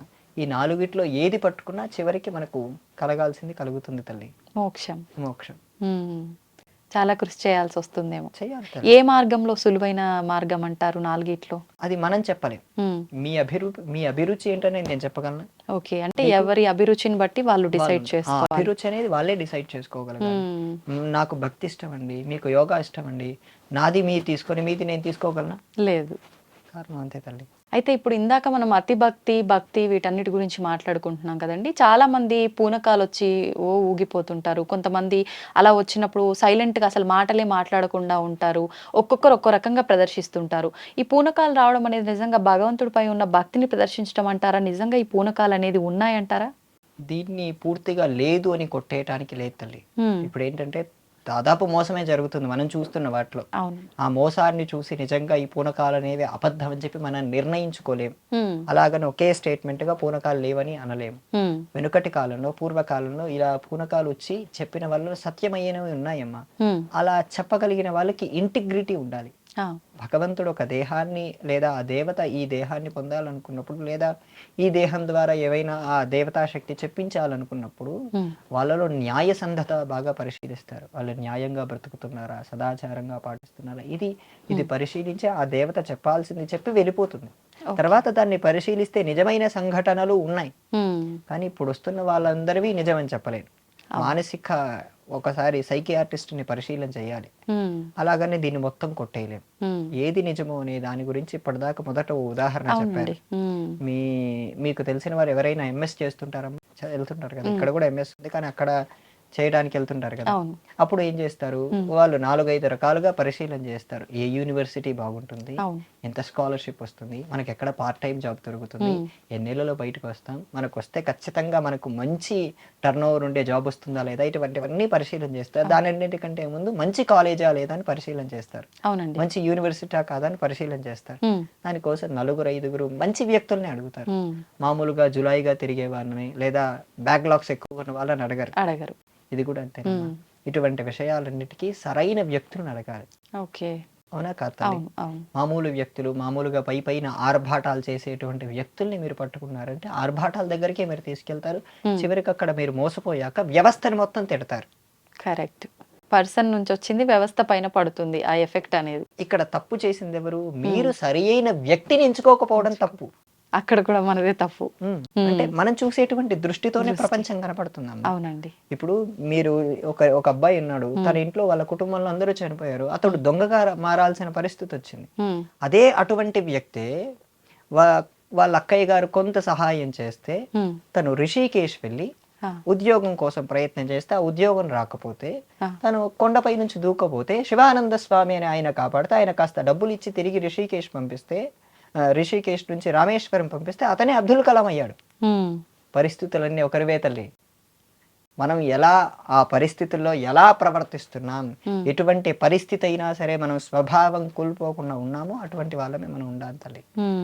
పరిస్థితుల ప్రభావం ఉంది అని ఇప్పుడు మీరు అన్నారు కదా, పరిస్థితుల ప్రభావంతో పాటు ఆహారం యొక్క ప్రభావం కూడా మన పైన ఉంటుందంటారు కదండి. 100%. నిజంగా దైవ చింతన కలిగిన వారు నిజంగా ఓన్లీ శాకాహార భోజనమే తీసుకోవాలా, మాంసాహార భోజనం తీసుకోకూడదా? అలా శాకాహారం తీసుకున్న వాళ్ళ పూజలే ఫలిస్తాయా? మాంసాహారం తీసుకుంటూ మేము పూజలు చేయాల్సిన విధంగా చేస్తున్నాము అంటే మేము మాంసాహారులమే కానీ పూజ సమయంలో మాంసాహారం తీసుకోవడం కాదు, కానీ మేము మాంసాహారులం, మరి వాళ్ళకు వచ్చిన ఫలితం మాకు వస్తుందా? ఇలాంటి సందేహాలు చాలా మందిలో ఉంటాయి. మంచి ప్రశ్న తల్లి. ఈ దైవ చింతన అనేది కేవలం ఆ క్షణానికి పూజ చేయటం లేదా గర్భవతిని చూపేయటం తర్వాత వదిలేయటమైనా లేదా ఎల్లప్పుడు ఉండటమా, ఈ రెండిట్లో మనం క్లారిటీ తీసుకోవాలి. ఈ శాకాహారం అనేది పూర్తిగా సాధనకు సంబంధించిన విషయం, శరీరానికి ఆరోగ్యానికి సంబంధించిన విషయం. ఇప్పటికీ మీరు ఏ డాక్టర్ని అడిగినా మాంసాహారాన్ని మానేయండి అనే చెప్తారు. అవునండి. కారణం ఏంటి? మనలో అది రజస్సును పెంచుతుంది, రజో గుణాన్ని తమో గుణాన్ని పెంచుతుంటే మధ్యాహ్నం పూట ఎక్కువగా నిద్రపోవటం, బద్ధకం, ఆలోచనలు సరిగ్గా రాకపోవటం, ఇటువంటివన్నీ పెంచటం అనేది ఆ మాంసాహారాన్ని స్వీకరించటం ద్వారా వస్తుంది. మీరు కంపేర్ చేయండి, నేను స్టడీ చేశాను ఒక 60 రోజులు. ఈ శాకాహారం తీసుకున్న వాళ్ళ ఆలోచనలు ఏంటి, ఇంకోటి శాకాహారంలో కూడా 2 రకాలు తల్లి. ఉల్లిపాయ తింటారు, వెల్లుల్లిపాయ తింటారు, వాళ్ళని శాకాహారులని కూడా పిలుస్తారు. అవును, అవును. మళ్ళీ కేవలం మాంసాహారం తింటారు. ఈ 3 కోణాలుగా నేను విభజన చేశాను తల్లి. ఈ పూర్తి శాకాహారులు ఉన్న వాళ్ళకి సూక్ష్మమైన విషయాలు కూడా చాలా తొందరగా అర్థమైపోతూ ఉంటాయి. సూక్ష్మం అంటే చాలా జటిలమైన పరిస్థితి. జటిలం అంటే క్రిటికల్ సిచ్యువేషన్, చాలా కఠినమైన పరిస్థితులు. ఆ పరిస్థితుల్లో వీళ్ళకి చాలా తొందరగా అర్థమవుతున్నాయి. వీళ్ళకు అర్థమవుతున్నాయి కానీ కన్ఫ్యూజన్ స్టేట్ లో ఉన్నారు. వీళ్ళకి అసలు బుర్రలోకి వెళ్ళటం లేదు. భాషలో, మాటలో, భావనలో తేడాలు వస్తున్నాయి. ఇది 60 రోజుల పాటు నేనే పరిశీలన చేశాను తల్లి. మనం ఖచ్చితంగా దేనిపైన ఈ పూర్తి శాకాహారం తీసుకునే వాళ్ళకు సాత్వికత ఎక్కువగా ఉంటుంది. పూర్తి సత్వగుణం ఉంటే వాళ్ళని దేవతలు అంటారు. పూర్తి సత్వగుణం రాకపోయినా సత్వస్థాయి ఎక్కువగా ఉంది. వీళ్ళకు రజోగుణం, ఈ ఉల్లిపాయ, వెల్లుల్లిపాయ వీటిని తీసుకోవడం ద్వారా రజోగుణం వీళ్ళలో ప్రవేశించి మధ్యాహ్నం పూట నిద్రపోవటం, బద్ధకం రావటం, ఇలా వీళ్ళు ఉండటం ద్వారా వీళ్ళు కన్ఫ్యూజన్ స్టేట్ లో ఉన్నారు. వీళ్ళకి అసలు ఆ ఇష్యూనే ఎక్కటం లేదు బ్రెయిన్ లోకి. అవును, అవును. కారణం ఇదే తల్లి. అంటే ఆహార ప్రభావం ఖచ్చితంగా ఉంటుంది మన పైన. అయితే ఎలాగో మాంసాహారం టాపిక్ వచ్చింది కాబట్టి మామూలుగా ఈ మధ్య కాలంలో చూస్తున్నాం, దేవతలకి కూడా మాంసాహారం నివేదన చేసే పద్ధతులు కొన్ని చూస్తున్నాం. నిజంగా ఇది శాస్త్ర ప్రకారంగా ఉందా? ఇది గ్రామ దేవతల దగ్గర చేస్తారు తల్లి. అన్ని దేవతల దగ్గర చెయ్యరు. గ్రామ దేవతల దగ్గర ఈ వ్యవస్థని వామాచార పద్ధతిగా మనం తీసుకోవాలి. ఈ వామాచార పద్ధతి ఒక రకంగా ఒప్పుకోదగినదే కానీ పూర్తిగా శాస్త్ర సమ్మతం అంత పూర్తిగా ఒప్పుకోదగింది కాదు. మనిషి పుట్టింది మోక్షం పొందటానికి. ఆ మోక్షం సంపూర్ణ ఈ వైదికమైన పద్ధతుల్లోనే కలుగుతుంది. మీరు ఎంత వామాచారం చేసినా, మీరు ఎంత కోరికలు కోరుకొని నేను కోళ్ళు సమర్పిస్తానన్నా, మేకలు సమర్పిస్తానన్నా, చివరికి మీకు చాలా ఆ కర్మ అనుభవించే వెళ్తారు. మళ్ళీ కర్మ బంధనంలో ఇరుక్కుంటున్నారు. జంతు బలులు ఇవ్వటం వల్ల అంతే. నేను మేకను సమర్పిస్తానంటాం, లేదా ఇవి చేస్తాం. అవును. పూర్వ యుగంలో ఏం జరిగేదంటే ఇప్పటిదాకా రాజుల గురించి మాట్లాడారు. అవునండి. ఆ రాజులు గొప్ప గొప్ప యాగాలు చేసేవారు. ఉదాహరణకు అశ్వమేధ యాగం అని ఉంది. అశ్వమేధ యాగం విధానం తెలుసమ్మా మీకు? లేదండి. ఒక గుర్రం ఉందనుకోండి, ఆ గుర్రంతో పాటు ఒక యోధుడిని ఇచ్చి పంపిస్తారు. ఓకే. ఆ యోధుడితో పాటు కొంతమంది వేద పండితులు కూడా వెళ్తారు. ఉదాహరణకు మహాభారతం తీసుకోండి. మహాభారతంలో ధర్మరాజు ఇదే యాగం చేశాడు, అశ్వమేధ యాగం చివరిలో. ఆ గుర్రాన్ని పట్టుకొని అర్జునుడు ముందు వెళ్తున్నాడు యోధుడిగా, ఓకే. అతడితో పాటు కొంతమంది వేద పండితులు వెళ్తున్నారు. హా. అందులో ఉన్న నియమం ఏంటంటే ఆ గుర్రం ఈ భూమండలంలో ఉన్న రాజ్యాలన్నీ తిరిగి రావాలి. ఈ భరత వర్షంలో ఉన్న రాజ్యాలన్నీ తిరిగి రావాలి. ఆహా. తిరిగి వచ్చి ఆ రాజులందరి చేత ఆమోదం పొందించాలి. ఆమోదం పొందకపోతే ఈ అర్జునుడు వాళ్ళతో యుద్ధం చేయాలి. వాళ్ళతో ఓడిపోతే అశ్వమేధం ఫలించదు. వాళ్ళందరిపైన విజయం పొందాలి. చాలా టఫ్ టాస్క్. చాలా టఫ్ టాస్క్. టఫ్ ఫలితాలు కూడా. ఓకే. ఆయన తిరిగి రావడానికి ఎంత లేదన్నా సంవత్సరం అయినా పడుతుంది. అన్ని రాజ్యాలను జయించాలి. ఒక్కొక్క రాజ్యం వాళ్ళ దగ్గర ఉండేటువంటి సైన్యం అంతా ఉపయోగిస్తారు. అక్కడే యుద్ధం చేయాలి. ఇతడితో పాటు కొంత సైన్యం ఉంటే ఆ కొంత సైన్యం మళ్ళీ ఇక్కడ కూడా నియమం ఉందండి, ఆ రాజుని చంపకూడదు. ఎంత కోపం వచ్చినా ఇతడికి ఆ రాజుని చంపకూడదు. ఆ కోపాన్ని అణుచుకొని కేవలం అతడితో ఆమోదం మాత్రమే పొందించుకోవాలి. అంటే యాగం చేయడానికి ఆమోదమా? అంటే ఇంకా ఇతడు సుప్రీం అవుతాడు, ఏకఛత్రంగా భూమండలాన్ని పాలిస్తాడు. ఆ సుప్రీం అవటానికి ఎంతో మందితో చేస్తాడు. చివరికి ఇతడు తిరిగి వచ్చాక ఇతడు తిరిగి వస్తున్నాడని చెప్పి కొంతమంది స్పైన్ ని పెడతారమ్మా, ఎక్కడెక్కడ ఉంటున్నారు ఏమేం చేస్తున్నారని. ఇతడు ఒక 2-3 రోజుల్లో మన రాజ్యానికి వస్తున్నారనగా ఈ రాజు ఆ రాజ్యంలో ఈ కార్యక్రమాలన్నీ మొదలు పెడతారు. మొదలుపెట్టి అతడు రాగానే ద్వారం వద్దకు రాగానే అతడికి ఆహారతి ఇచ్చి గుమ్మడికాయ కొట్టి అతన్ని ప్రవేశం చేస్తాడు. ఆ యాగంలో 100 పశువుల్ని బలి చేస్తారమ్మా. 100 పశువుల్ని. మరి అది దోషమే కదా వాళ్ళకి. ఆ యాగ హోమంలో పశువుల్ని ఇలా చేయటం దోషం కాదు, అవి ఆ భావన వేరు, ఆ సబ్జెక్టు కూడా వేరు. ఓకే. అలా 100 పశువుల్ని వధించాక అతడు కొన్ని వేల మందికి అన్నదానం చేయవలసి ఉంటుంది, అన్న సమర్పణ. కొన్ని లక్షల మందికి. ఉదాహరణకు ధర్మరాజే 1,00,000 మంది భోజనాలు అయిపోయాక 1 గంట కొట్టండి అని చెప్పాడు. ప్రతి నిమిషం అదొక గంట మోగుతూ ఉంది. అన్ని లక్షల మంది భోజనాలు చేసేవారు. అప్పటి కాలంలో, ఆ వెనుకటి యుగంలో అటువంటి బలి సమర్పణ అనేది ఆచరణీయం. ఈ ప్రస్తుతం మనం ఉన్న యుగం పేరేంటి? కలియుగం. కలియుగంలో ఇలా ఒక జంతువుని సమర్పించి ఆరాధన చేయడం అనేది తప్పు తల్లి. అందుకే మీకు మనం పూర్తిగా అమ్మవారి పేరు సదాచారం, అమ్మవారి సదాచారానికి మాత్రమే సంప్రీతి చెందుతుంది. ఓకే. మరి ఇప్పుడు ఆ జంతు బలులకు బదులు ఇప్పుడు చాలా మంది గుమ్మడికాయ బలి, అదైతే ఎంత ఫలితం ఉంటుందో అంతే ఫలితం అంటున్నారు. ఇది కరెక్టే అంటారా? గుమ్మడికాయ అనేది నెగిటివ్ ఎనర్జీస్ ని లాక్కుంటుంది. అంటే అక్కడ ఉండేటువంటి దుష్ట శక్తుల ప్రభావం కానీ, ఆలోచనలు కానీ, ఇవన్నీ అక్కడ ఆ నెగిటివ్ తీసేసుకుంటుంది. ఇక్కడ ఈ జంతువు అనే ఆ థాట్ వేరు. ఈ జంతువు ఆ తీసుకునేటువంటి శక్తి దీనికి ఉండదు. ఇది బలి సమర్పణ. ఇది నెగిటివిటీ ఆరాని తీర్చడానికి ఇది ఉంది. ఓకే. ఓకే. రెండు సపరేట్ అమ్మా, అర్థమైందమ్మా? అందుకే మీరు ఇంటికి గుమ్మడికాయ కట్టుకున్నారంటే ఆ గుమ్మడికాయ కుళ్ళిపోవడం ఎప్పుడన్నా చూసారా? కారణం ఆ ఇంట్లో ఎక్కువ నెగిటివ్ పవర్స్ ఉందని అర్థం. నెగిటివ్ సిచ్యువేషన్స్ ఉన్నప్పుడు ఏవైనా మనమే సూక్ష్మంగా పూజ చేసుకోవటం, మన పైన బాగా నెగిటివ్ కన్నులు ఎక్కువగా ఉన్నాయని అర్థం. మనం ఎదుగుతుంటే తొక్కేసే వాళ్ళు మనల్ని అలాంటి వాళ్ళు ఎక్కువగా ఉన్నారని అర్థం తల్లి. అటువంటి అప్పుడు ఆ గుమ్మడికాయ మన ఇంట్లో ఆ లక్ష్మీదేవి ఆరాధన చేసుకుంటే కాస్త తగ్గుతుంది. అదొక్కటి సరిపోతుంది. ఆ గుమ్మడికాయ ప్రభావం వెంటనే కొంతమంది పెట్టిన రోజే కుళ్ళిపోవటం చూసాను. అటువంటి వాళ్ళకి ఇంకా ఎక్కువగా ఉంటుంది. అది చేసే పద్ధతి కూడా కొంచెం తెలిసి ఆ ఇంటికి దిష్టి తీసి ఆ గుమ్మడికాయ కొట్టడం, ఇంకో గుమ్మడికాయ ఇక్కడ పెట్టడం, ఇలా చేస్తే తొందరగా తగ్గిపోతుంది. ఓకే. ఇప్పుడు ఈ గుమ్మడికాయ కట్టే విధానం కూడా మనం తిథి, నక్షత్రం ఇలాంటివి చూసుకోవాలంటారా? కొంతమంది ప్రతి అమావాస్యకి గుమ్మడికాయ కడుతూ ఉంటారు. ఇలా మార్చుకుంటూ ఉండాలంటారా ప్రతి అమావాస్యకి, లేదంటే కుళ్ళిపోయినప్పుడు మాత్రమే మార్చుతూ ఉండాలంటారా? 2 రకాలు ఉన్నాయి తల్లి. కొంతమంది పౌర్ణమికి మారుస్తారు. ఓకే. కొంతమంది అమావాస్యకు ఏదైనా ఆలయంలో పెట్టి పూజ చేయించి రాత్రి ఉంచి మళ్ళీ తీసుకొచ్చి వెళ్ళి కడుతూ ఉంటారు. ఇలా చేయటం ద్వారా ఏంటంటే ఆ గుళ్ళో ఉండే ఎనర్జీస్ ఈ గుమ్మడికాయలోకి ప్రవేశించి ఆ ఇంటిని ఆ ఎనర్జీస్ ప్రొటెక్ట్ చేస్తాయి. అప్పుడు ఆ గుమ్మడికాయ కుళ్ళిపోయేంత వరకు పెట్టుకోవచ్చు. ఓకే. అది కుళ్ళిపోయాయి ఇంకోటి కూడా అలాగే చేసి గుళ్ళో పెట్టి మళ్ళీ తీసుకొచ్చి పెట్టుకోవటం ద్వారా అది ఫలిస్తుంది తల్లి. ఇప్పుడు మన మెయిన్ సబ్జెక్ట్ ఇలా భగవంతుణ్ణి ఆరాధించటం అనేది ఈ యుగంలో తప్పు తల్లి. ఒక జంతువుని సమర్పించి ఇలా చేయటం అనేది తప్పు. అది వామాచార పద్ధతిలో ఉంది. ఇప్పటికీ మీరు అస్సాం కామాఖ్య వంటి క్షేత్రాలకు వెళ్తే అక్కడ ఇప్పటికీ మన చుట్టూ చాలా జంతువులు తిరుగుతూ ఉంటాయి. మళ్ళీ నెక్స్ట్ డే ఉండవు, చంపేస్తారు. అమ్మవారికి సమర్పణ చేస్తారు. అక్కడ ఉండే పద్ధతి వేరు, అక్కడ ఉండేటువంటి విధి విధానం వేరు. అదంతా పూర్తి వామాచారంతో జరిగేటువంటి ఆలయ క్రమ పద్ధతి. వామాచారంలో జంతుబలు ఉంది, అక్కడ ధర్మ అధర్మం అనే విచక్షణ స్థితి ఉండదు. అక్కడ మత్స్యము, మాంసము, మైథునము, ఇలా చాలా రకాల 5 రకాల ప్రక్రియల్ని చేస్తారు. ఆ ప్రక్రియ పద్ధతి వేరు. మన ప్రాంతంలో మన గ్రామ దేవతల దగ్గర సమర్పించాలనుకున్నది మీరు బోనం సమర్పిస్తారమ్మా. మీరు గమనిస్తే మీ ఇంట్లోనే స్వయంగా ఉండి అన్నము దాంట్లో బెల్లము వేసి మీరే భక్తితో చేసి దాన్ని సమర్పిస్తే అది అమ్మవారు స్వీకరిస్తారమ్మా. ఇంకా కొంతమంది కళ్ళు వంటివి కూడా స్వీకరిస్తారు. కళ్ళు సాక ఇలా సాకగా ఆ పోతురాజు దగ్గర పోయటం వంటివి కూడా చేస్తూ ఉంటారు. ఎంతవరకైనా ఒక ప్రాణికి ఇబ్బంది పెట్టనంత వరకు మనం ఎన్నైనా చేయొచ్చమ్మా. ఆ ప్రాణిలో కూడా ఆత్మతత్వం అని ఉంది మనం ఎరిగినప్పుడు ఖచ్చితంగా అటువంటి పనులు మనం చెయ్యం. Okay okay. అయితే ఇప్పుడు భగవంతుడికి చాలా మంది మొక్కులు మొక్కుకుంటూ ఉంటారు. కొంతమంది ఆ మొక్కులు మర్చిపోతుంటారు, కొంతమంది గుర్తున్న మొక్కులు చెల్లించరు. ఇటువంటి క్రమంలో దోషం ఏమైనా కలిగే అవకాశం ఉంటుందంటారా? వాక్కుకు మనస్సుకు 2 శక్తులు ఉంటాయమ్మా. మన వాక్కు మన మనస్సు విశ్వంలో ఉండే శక్తులకు ఇంటర్లింక్ అయి ఉంటాయి. మీరు పుట్టినప్పటి దగ్గర నుంచి ఏ పూజలు చేయనక్కర్లేదు, ఏమీ చేయనక్కర్లేదు. మీరు కేవలం సత్యమే మాట్లాడుతూ డిప్లొమాటిక్ గా సమయస్ఫూర్తిగా సత్యమే మాట్లాడుతూ, అబద్ధం చెప్పవనట్లేదు. సమయస్ఫూర్తి అంటే సత్యమే మాట్లాడుతూ ఉంటే మీరు మాట్లాడేటువంటి అక్కడ తప్పు అది అయినప్పటికీ అది సత్యమే అవుతుందమ్మా.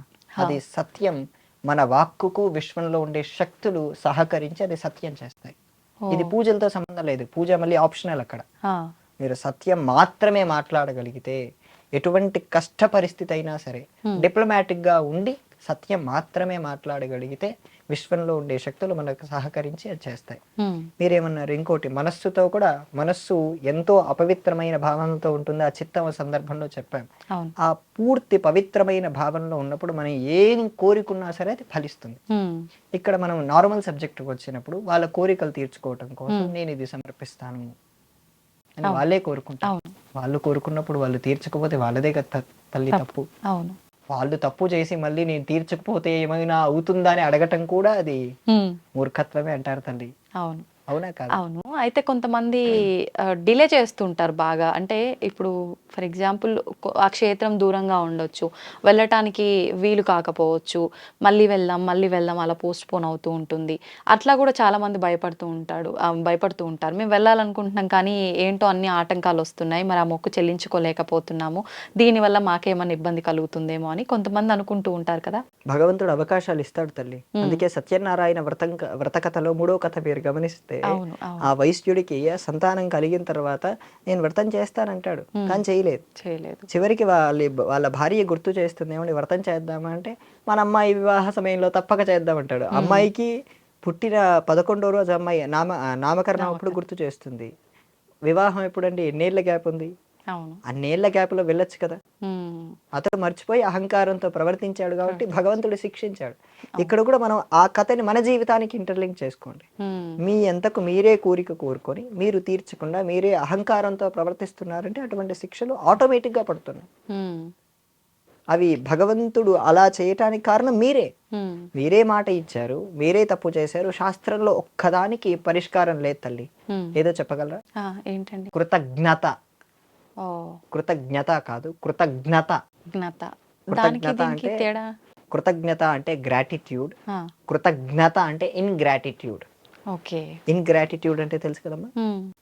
ఎవరికైనా మనం కృతజ్ఞత తెలుపుకోవాలని మనలో మనకు అనిపించడమా? కృతజ్ఞతా భావం అనేది గ్రాటిట్యూడ్, కృతజ్ఞతా జ్ఞాటిట్యూడ్ అనేది మోసం చేయటం తల్లి. దాన్ని అలాంటి దాన్ని రాక్షసులు లేదా కుక్కలు కూడా అటువంటి శవాన్ని వాసన కూడా చూడవు, కృతజ్ఞతా దోషం ఉన్న వాళ్ళని. ఇన్గ్రాటిట్యూడ్, అన్గ్రాటిట్యూడ్ అంటారు దాన్ని ఇంగ్లీష్ లో. సో శాస్త్రంలో దానికి పరిష్కారం లేదు. మనం ఎప్పుడు ఆ కృతజ్ఞతగా బ్రతకూడదు, కృతజ్ఞతగా బ్రతకాలి. పదాలు జాగ్రత్తగా భక్తులు మనం పలికే విధానం మారితేనే ఎంతో అర్థం మారిపోతుంది తల్లి. కృతజ్ఞత అంటే మనం చూపించుకునేటువంటి ప్రేమ భావం. అవునా కదా? అవును అవును. మీ అమ్మగారు రోజు అన్నం చేసి మీరు పెడుతున్నారు, మీరు ఆవిడికి చూపించవలసింది ఏంటి? కేవలం ప్రేమే. అవును. ఆవిడ పైన అరిచి గోల చేసి ఇదంతా చేస్తే ఆవిడకి ఏమవుతుంది? బాధపడుతుంది. ఆవిడ కృతజ్ఞతగా మీరు చూపించవలసింది ప్రేమ, అంతే. ఇక్కడ కూడా వాళ్ళు సహాయం చేసినప్పుడు మీరు చూపించవలసింది కేవలం ప్రేమే. ఆ ఓకే. ప్రేమ చూపించకుండా వాళ్ళని మీరు మోసం చేశారంటే అటువంటి దానికి శాస్త్రంలో పరిష్కారమే లేదు. పరిష్కారం లేదంటే వాళ్ళు ఎంత తప్పు చేశారనేదే అర్థం తల్లి. ఓకే. ఉమ్. అయితే అండి మన హిందూ ధర్మం విషయానికి వస్తే మన ధర్మాన్ని కాపాడుకోవాల్సిన బాధ్యత మనందరి చేతుల్లో ఉంది. మనం పోరాడాలి అని చెప్పి మనం ఇందాక మాట్లాడుకున్నాం. అవును తల్లి. మనం పోరాడాలి అని అనుకున్నప్పుడు ఫస్ట్ మనలో మనమే కులాలు కులాలు అని చెప్పి వాదించుకొని గొడవలు పెట్టుకొని పెద్ద పెద్ద తగాదాలకు కూడా వెళ్ళే సందర్భాలు చూస్తున్నాం. మా కులం గొప్ప అని, మా కులం గొప్ప అని చెప్పి. నిజంగా శాస్త్రంలో ఈ కులాలు, ఈ వర్ణాలు ఇవన్నీ ఉన్నాయా? ఇలా కొట్టుకొని పోతూ ఉంటే మనం ఇంకా మన ధర్మం గురించి మాట్లాడేది, కాపాడుకునేది అసలు ఎప్పుడు? మంచి ప్రశ్న తల్లి. వర్ణం అనేటువంటి వ్యవస్థ మన ధర్మంలోనే ఉంది. మనకు వేదాల్లో కూడా దీనికి ప్రమాణం కనపడుతుంది. వర్ణ వ్యవస్థ వర్ణాన్ని ఆధారం చేసుకుని ఆ కులాన్ని ఏర్పడింది తల్లి. ఈ ఉదాహరణకు మీరన్నారు వైషమ్యం వేరు, ఇక్కడ ఈ కుల పద్ధతి వేరు. జాగ్రత్తగా గమనించండి. మన ధర్మంలో ఆ వ్యవస్థ చెప్పిందంటే ఆ వ్యవస్థ పరస్పర అవగాహన, పరస్పర సహకారంతో మాత్రమే ఉండేది. ఒక్క 300 ఏళ్ళు వెనక్కి వెళ్దాం తల్లి. 300 ఏళ్ళు వెనక్కి వెళ్ళినప్పుడు మనకు ఇప్పుడు ఉండేటువంటి ఈ గేటెడ్ కమ్యూనిటీ సిస్టమ్ ఉంది. ఆ గేటెడ్ కమ్యూనిటీ సిస్టమ్ని ఆ కమ్యూనిటీ సిస్టంలో ఉండేవారు. ఉదాహరణకు ఇప్పటికీ దూదేకుల బజార్ అని, కుమ్మరి వీధి అని, సాలె వీధి అని ఇలాంటి పేర్లు మీరు వింటున్నారా? చూసారా? ఆ వీధి అంతా అప్పటివే తల్లి, పేర్లే మారలేదు. కానీ ఇప్పుడు మనుషులు అక్కడ ఉండేటువంటి వాళ్ళ భావజాలంలో మార్పులు వచ్చాయి. ఆ కుమ్మరి వీధి అన్నప్పుడు ఆ కుండలు చేసుకునే వాళ్ళంతా పరస్పరంగా ఒక చోట ఉండేవారు. అగ్రహారం అంటారు. ఈ బ్రాహ్మణులందరూ ఒక చోట ఉంటారు, ఈ వైశ్యులంతా ఒక చోట ఉంటారు. ఇలా ఉండటం ద్వారా చాలా మేలు జరుగుతుంది తల్లి. ఏంటండి? ఈ ఉదాహరణకు కుమ్మరి పని చేసుకునే వారు ఉన్నారు అనుకోండి. కుమ్మరి పని చేసుకునే వారందరూ ఒక చోట ఉండటం ద్వారా వాళ్ళకు స్నేహం కలుస్తుంది. ఎవరు 100% ఎవరు ఒకరు తగ్గించుకోవాలనేటువంటి భావన ఎవరికి ఉండదు. ఎందుకంటే అందరూ ఒకటే పని చేస్తున్నారు. ఆ పక్కన ఉండేటువంటి వేరే వృత్తి చేస్తున్న వాళ్ళు కూడా వీళ్ళు తక్కువ వాళ్ళనే భావన లేదు తల్లి. ఇప్పుడు పరుపులు కుడతారు, పరుపులు కుట్టే వాళ్ళకు, కుండలు చేసే వాళ్ళకు వీళ్ళు తక్కువ వీళ్ళు ఎక్కువ అనే భావన ఎవరికీ లేదు. ఈ వైషమ్యం వచ్చిందే బ్రిటిషర్లు మనల్ని గణనగా, మీరు ఈ కులం అంటే పేర్లు మనవే. ఆ వైషమ్యాలు ఎవరికి ఉండేవి కాదమ్మా. ఎవరు ఏ వృత్తి చేస్తున్నా వారి వృత్తిలో వారికి గౌరవం ఉండేది. దాదాపు వాళ్ళు అప్పట్లో వాళ్ళ వృత్తిల నుంచి వీళ్ళకు అమ్మాయిలు ఇవ్వటం, వీళ్ళ అబ్బాయిలు ఇవ్వటం కూడా చేసుకునేవారు. కానీ ఎవరి వృత్తిని వాళ్ళు గౌరవించేవారు. ఇలా చేసుకున్నప్పుడు ఏమైనా ఇబ్బంది అమ్మా? లేదు. ఇక్కడ ఇంకో మరో సౌలభ్యం ఏంటంటే ఇప్పుడు ఈ కోర్టులు, ఈ చట్టాలు, ఈ జ్యుడిషనరీ సిస్టమ్ కూడా ఆ చట్టం ముందు పనిచేయవు. అవును. ఏంటంటే వీళ్ళందరూ ఒకే వీధిలో ఉన్నారమ్మా. వీళ్ళందరికి ఒక పెద్ద ఉంటారు. అవునా తల్లి? అవును. ఆ పెద్ద ఉన్నప్పుడు ఏం చేస్తారంటే వీళ్ళు ఏదైనా తప్పు చేశారనుకోండి, వాళ్ళకు ఓ భావన ఉంటుంది. వీళ్ళు మమ్మల్ని గ్రామం నుంచి ఏమైనా పంపిస్తారేమో, కులం నుంచి వెలేస్తారేమో అనే భావంతో వాళ్ళు తప్పు చేయకుండా చాలా జాగ్రత్తగానే బ్రతికేవారు. ఇప్పుడు అటువంటి వ్యవస్థ మనకుందా? లేదు. మనల్ని తప్పు చేస్తున్నామని కంట్రోల్ చేసే వ్యవస్థ ఏముంది? ఒక గొప్ప సిస్టమ్ చూపించండి దానికంటే ముందు. కేవలం క్యాస్ట్ గా పేరు పెట్టుకోవటం కంటే ఆ వ్యవస్థ ఎంత మంచిదో గమనించండి. ఆ వైషమ్యానికి మీరు నేను ఖచ్చితంగా వ్యతిరేకించవలసిందే. ఆ కులంలో దాన్ని ఆ కులం పేరు చెప్పి ఒకరిని అణిచివేత చేస్తున్నారంటే 100% ప్రతి ఒక్కరూ దాన్ని వ్యతిరేకించవలసిందే. కానీ దాని ద్వారా ఎంత మేలు జరుగుతుందో పరిశీలన చేయండి. అవును. అందుకోసం ఆ తప్పులు ఎప్పుడు జరిగేవాళ్ళు కావు. అప్పుడు ఆ కోర్టుల పని ఎక్కువగా ఉండేది కాదు, న్యాయ వ్యవస్థ పని అసలు ఉండేదే కాదు. అంతా ఆ కుల పెద్దే చూసుకునేవారు. ఎందుకంటే ఆ వ్యవస్థ అంత పెద్దగా ఉండేది.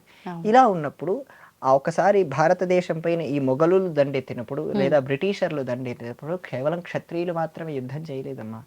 ప్రతి ఒక్కరూ వచ్చారు. ప్రతి కులం కలిసి భారతదేశానికి స్వాతంత్రం రావటానికి పోరాడారు. మొట్టమొదటగా ఈ దేశానికి ఈ మొఘళ్ళు వచ్చేటప్పుడు దాహీర్ సేన్ అనేటువంటి రాజు, బ్రాహ్మణుడు రాజుగా ఉండి తను కాపాడాడు దేశాన్ని. ఇలా ప్రతి కులం నుంచి వారందరికి వారి శక్తి కొలదిగా వారు పోరాటం చేశారు. వారు పోరాటం చేస్తే మనకి ఇంత స్వాతంత్రం సిద్ధించింది తల్లి.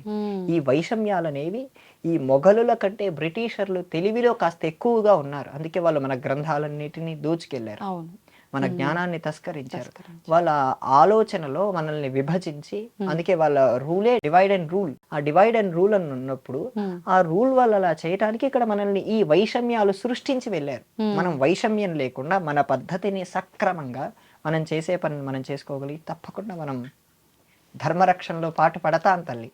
ఈ భేదం ఫస్ట్ మనలో పోవాలి. నా కులం ఎక్కువ, ఇంకో కులం తక్కువ అనే భావన ఎప్పుడైతే పోతుందో ఈ కుల వ్యవస్థ అంతా ఖచ్చితంగా సరైన సక్రమమైన మార్గంలోనే ఉంది తల్లి. అయితే ఇప్పుడు కరెక్ట్‌గా మనం అనుకున్న పద్ధతిలో వెళ్ళాలి అన్నా, ఇలాంటి వివక్షలు లేకుండా ఉండాలి అన్నా, మన ధర్మం గురించి మనం కరెక్ట్‌గా తెలుసుకోవాలన్నా కూడా, మనం అంటే ఇంట్లో చిన్న పిల్లలప్పటి నుంచే ఈ విధానం అనేది అలవాటు చేయాలంటారా? చేయాలండి. హ్మ్. దీనికి విద్యా వ్యవస్థ కూడా సహకారం అందించాలి. హ్మ్. ఎంతవరకు ఇప్పుడు మీరు ఇక్కడున్నారు, ఇంట్లో ఉండేటువంటి వాళ్ళకెప్పుడు మీరు బోధన చేస్తూ ఉండలేరు కదా! అవును. అందుకే మన విద్యా వ్యవస్థ కూడా సరిగ్గా ఉన్నప్పుడు ఇటువంటివన్నీ సమానత్వం ఏంటి అనే క్లారిటీ ఇవ్వాలి. హ్మ్. కమ్యూనిస్టుల్లాగా సమానత్వం అంటే ఒక రకంగా బోధించకూడదు. హ్మ్. మన సమానత్వం ఏంటి, మన పద్ధతి ఏంటి, మన విధానం ఏంటి, మన సంస్కారం ఏంటి, ఇటువంటివన్నీ మనం బోధించినప్పుడు వాళ్ళకి ఎక్కుతాయి. హ్మ్. అప్పుడు ఈ వ్యవస్థ మంచిదే. ఆ వ్యవస్థలో వచ్చిన వైషమ్యాలు మంచివి కావు. అవును. ఆ పద్ధతి వాళ్ళకి తెలిసినప్పుడు ఖచ్చితంగా ప్రతి ఒక్కరు పాటిస్తారు తల్లి. హ్మ్. విద్యా వ్యవస్థలో మార్పులన్నారు కదండీ! విద్యా వ్యవస్థలో మార్పులు అనంటే మీరు చెప్పొచ్చేది ఏంటి అసలు? విద్యా వ్యవస్థలో మనకు విద్య ద్వారా మనం పొందేది ఏంటమ్మా? మీరు జ్ఞానం. జ్ఞానం. హ్మ్. ఆ జ్ఞానం పొంది ఏం చేస్తున్నారు? డబ్బులు మాత్రమే సంపాదిస్తున్నారు. అవును. రైట్? హ్మ్. కానీ విద్య ద్వారా ముందు పొందవలసింది జ్ఞానం కాదమ్మా. జ్ఞానం కంటే ముందు కొన్ని స్థాయిలున్నాయి. విద్యా దదాతి వినయం. హ్మ్. విద్య ఇవ్వాల్సింది వినయం. వినయం. వినయాద్యాతి సాంప్రతాం. క్యారెక్టర్. హ్మ్. ఆ వినయం ద్వారా మీకు క్యారెక్టర్ వస్తుంది. హ్మ్. తర్వాత మీకు డబ్బులు అనేటువంటివి మొదలవుతాయమ్మా. ఓకే. క్యారెక్టర్ లేకుండా, వినయం లేకుండా మీకు ఈ జ్ఞానం ద్వారా ఈ సంపద ఎలా వస్తుంది? హ్మ్. ఆ జ్ఞానం అని కూడా అనలేదు. కేవలం నాలెడ్జ్. నాలెడ్జ్. జ్ఞానం వేరు, నాలెడ్జ్ వేరు. జ్ఞానం అనేది పూర్తి వేరే స్థాయి. అవును. ఆ నాలెడ్జ్ అనేది భౌతికంగా మీరు యూట్యూబ్‌లోనో, గూగుల్‌లో చూసినా సరే ఆ నాలెడ్జ్ పొందవచ్చు. కానీ మీరు వినయం నేర్చుకోవాలన్నా, క్యారెక్టర్ పొందాలన్నా అవన్నీ ప్రారంభ స్థితిలో నుంచే ఉండాలమ్మా. హ్మ్. ఆ స్థితి ఇప్పుడు మనకు వ్యవస్థ నేర్పించటం లేదు. అవును. 1947 స్వాతంత్రం నుంచి 1977 వరకు మన భారతదేశ విద్యాశాఖ మంత్రులందరూ హ్మ్. భారతదేశంలో ఉండే చరిత్రని భ్రష్టు పట్టించారమ్మా. ఆ! భ్రష్టు పట్టించినప్పుడు మీకు మీ దేశం పైన, మీ ధర్మం పైన గౌరవం లేకుండా చేశారు. హ్మ్. మీకు ఇప్పుడు భారతదేశం గురించి ఒక్క నిమిషం చెప్పండి అంటే ఏం చెప్తారు మీరు? హ్మ్. చెప్పండి అంటే చెప్పలేరు. అంతే. ఒక 30 సెకండ్లు చెప్పండి అంటే హ్మ్. భారతదేశం గొప్పది, నా మాతృభూమి, ఇక్కడ ఉండే ప్రజలందరూ సహోదరులని ప్లేయర్లో చెప్పేది చెప్పడం చెప్పగలరు వరకే. కానీ అంతే.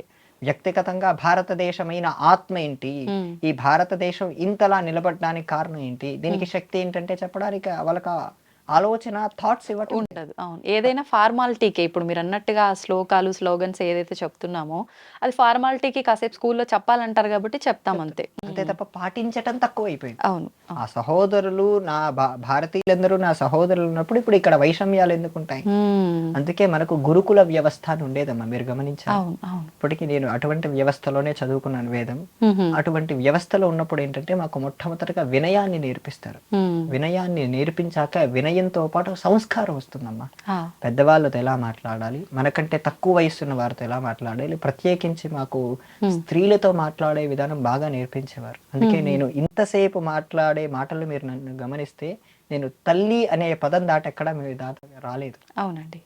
హ్మ్. మాకు ముందు ఆ సంస్కారం బాగా నేర్పిస్తారమ్మా. హ్మ్. ఆ సంస్కారం మనకి ఇక్కడ రాగలిగితే ఈ పాఠశాలలో ఇప్పుడు మనకు కావాల్సింది విద్య, వినయం, సంస్కారం, క్యారెక్టర్. ఈ 4 మనం పొందగలిగితే వాళ్ళు నేర్పించే నాలెడ్జ్ నేర్పించకపోయినా మనకు అవసరం లేదమ్మా. అవును. ఎందుకంటే ఇప్పుడు అందరూ మీరు బీటెక్ చదవకపోయినా సరే మేము జాబులు ఇప్పిస్తామనే వాళ్ళు వస్తున్నారు కదా. వస్తున్నారు. చదివినా కూడా చదువుకు తగ్గ ఉద్యోగాలు లేకుండా ఎవరికి వారు నచ్చింది చేసుకునే పరిస్థితులే ఎక్కువగా చూస్తున్నాం. మీరు ఎంసీఏ చదివినా ఉద్యోగం వచ్చే పరిస్థితి లేదు. అవునండి. ఎంఎస్ చేసినా ఉద్యోగం చేసే పరిస్థితి లేదు. హ్మ్. అంత రెసిషన్, ఇన్ఫ్లేషన్ విపరీత తారాస్థాయిలో ఉంది. అవును. ఆ తారాస్థాయిలో ఉన్నప్పుడు మనల్ని కాపాడేది క్యారెక్టర్. హ్మ్. అవునా కాదా? అవును. ఆ క్యారెక్టర్ ఉన్నప్పుడు, ఆ సంస్కారం ఉన్నప్పుడు మనం ఎలా పని చేయాలని చెప్పి మనకు భారతీయమైన సంస్కారం నేర్పిస్తుంది తల్లి. హ్మ్. లేదంటే అటువంటి ఇన్ఫ్లేషన్ అనేటువంటి మోడ్ ఎక్కువగా ఉంది. ఈ విద్యా వ్యవస్థ ఏం చేస్తుంది, వాళ్ళకి ఏ జ్ఞానం అందించటం లేదు. ఆ సందర్భంలో వై జంక్షన్ ఉంటుంది తల్లి. హ్మ్. వై జంక్షన్ అంటే తెలుసు కదా. హ్మ్. ఇంకా అక్కడ ఇన్ఫ్లేషన్ ఆల్రెడీ ఉంది. ఆ! వాళ్ళంతా చదువుకున్నారు. ఇక చదువుకానికి డబ్బులు కట్టాలి, ఉద్యోగం రావట్లేదు. హ్మ్. ఇప్పటిదాకా అబ్దుల్ కలాం స్టోరీ చెప్పారు. అవును. అవును. ఆయన జాగ్రత్తగా వెళ్తే దేశానికి రాష్ట్రపతి అవ్వచ్చు.